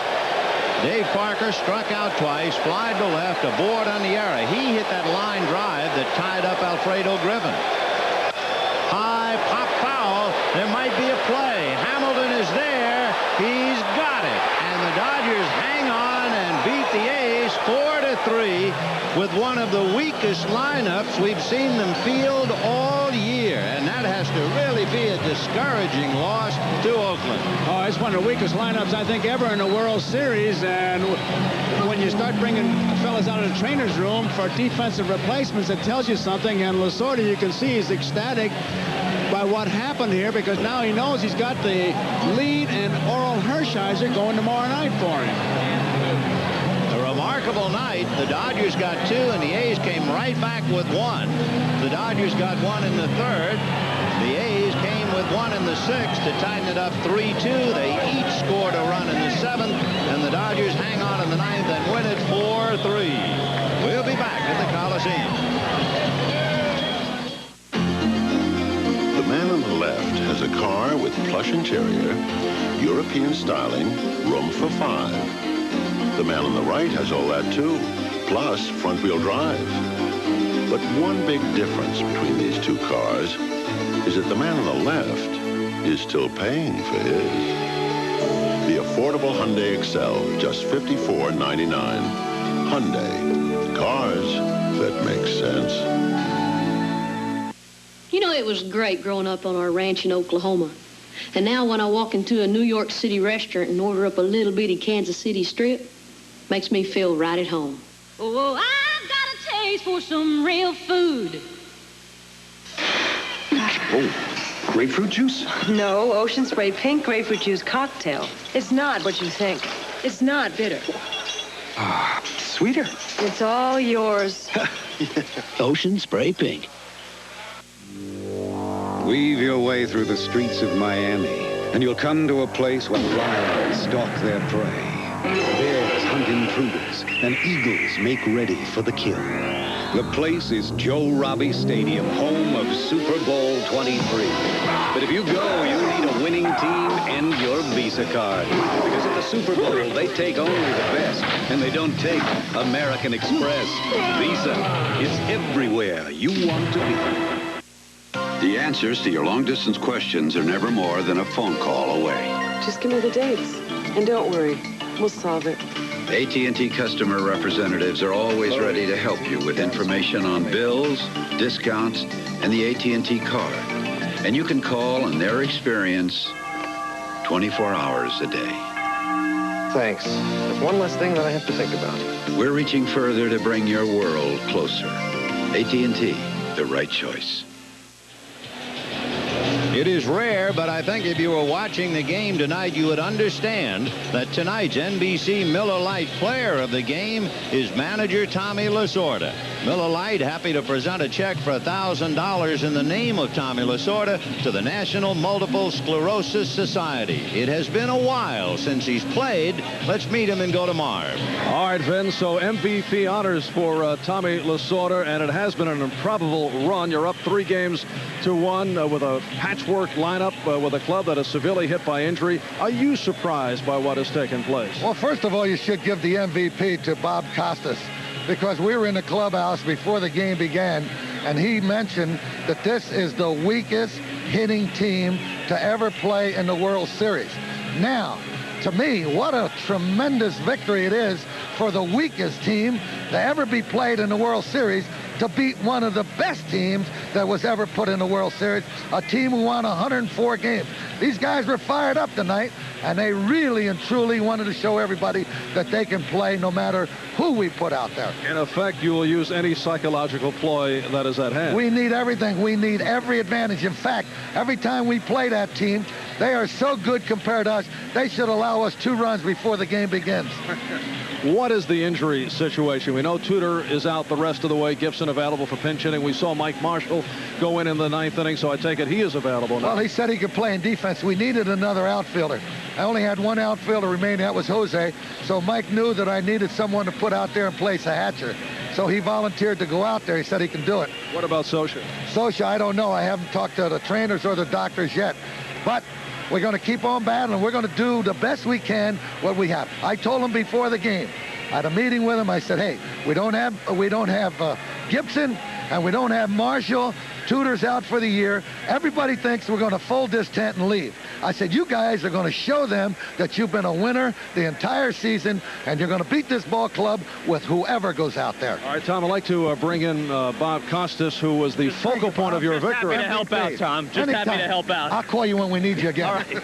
I understand there was a roar in the dressing room during the pregame show. I don't know what they were saying. Something like, kill Costas, kill Costas. You know, that's what they were saying. That has been mentioned during the course of many of our NBC meetings. There's a lot of people that want to do that. All right, Tom Lasorda, his Dodgers up 3-1. Let's get back to Vin and Joe. The 1988 World Series has been brought to you by Miller Lite. For great taste, there's only one light beer, Miller Lite. By UPS, we deliver to every address in the U.S. and to 41 countries worldwide. And by Mitsubishi Motors, who invites you to come see the full line of cars and trucks. Mitsubishi, suddenly the obvious choice.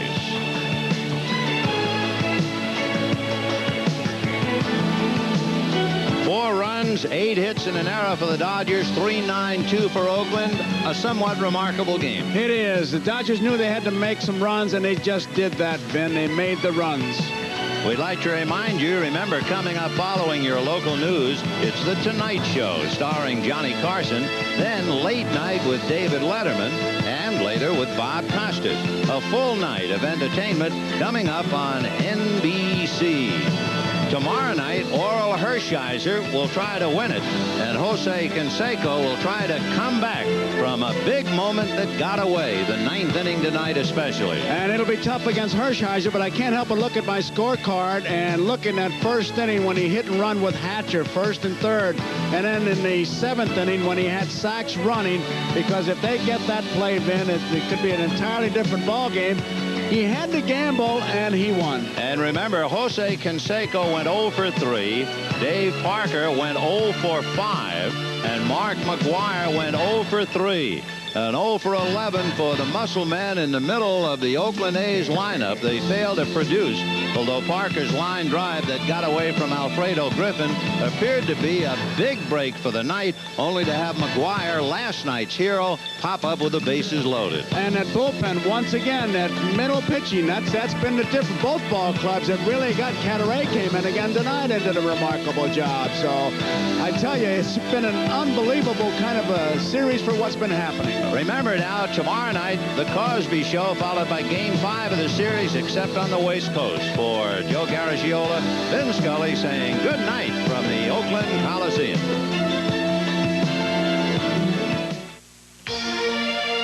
This has been a presentation of NBC Sports, the leader in innovation.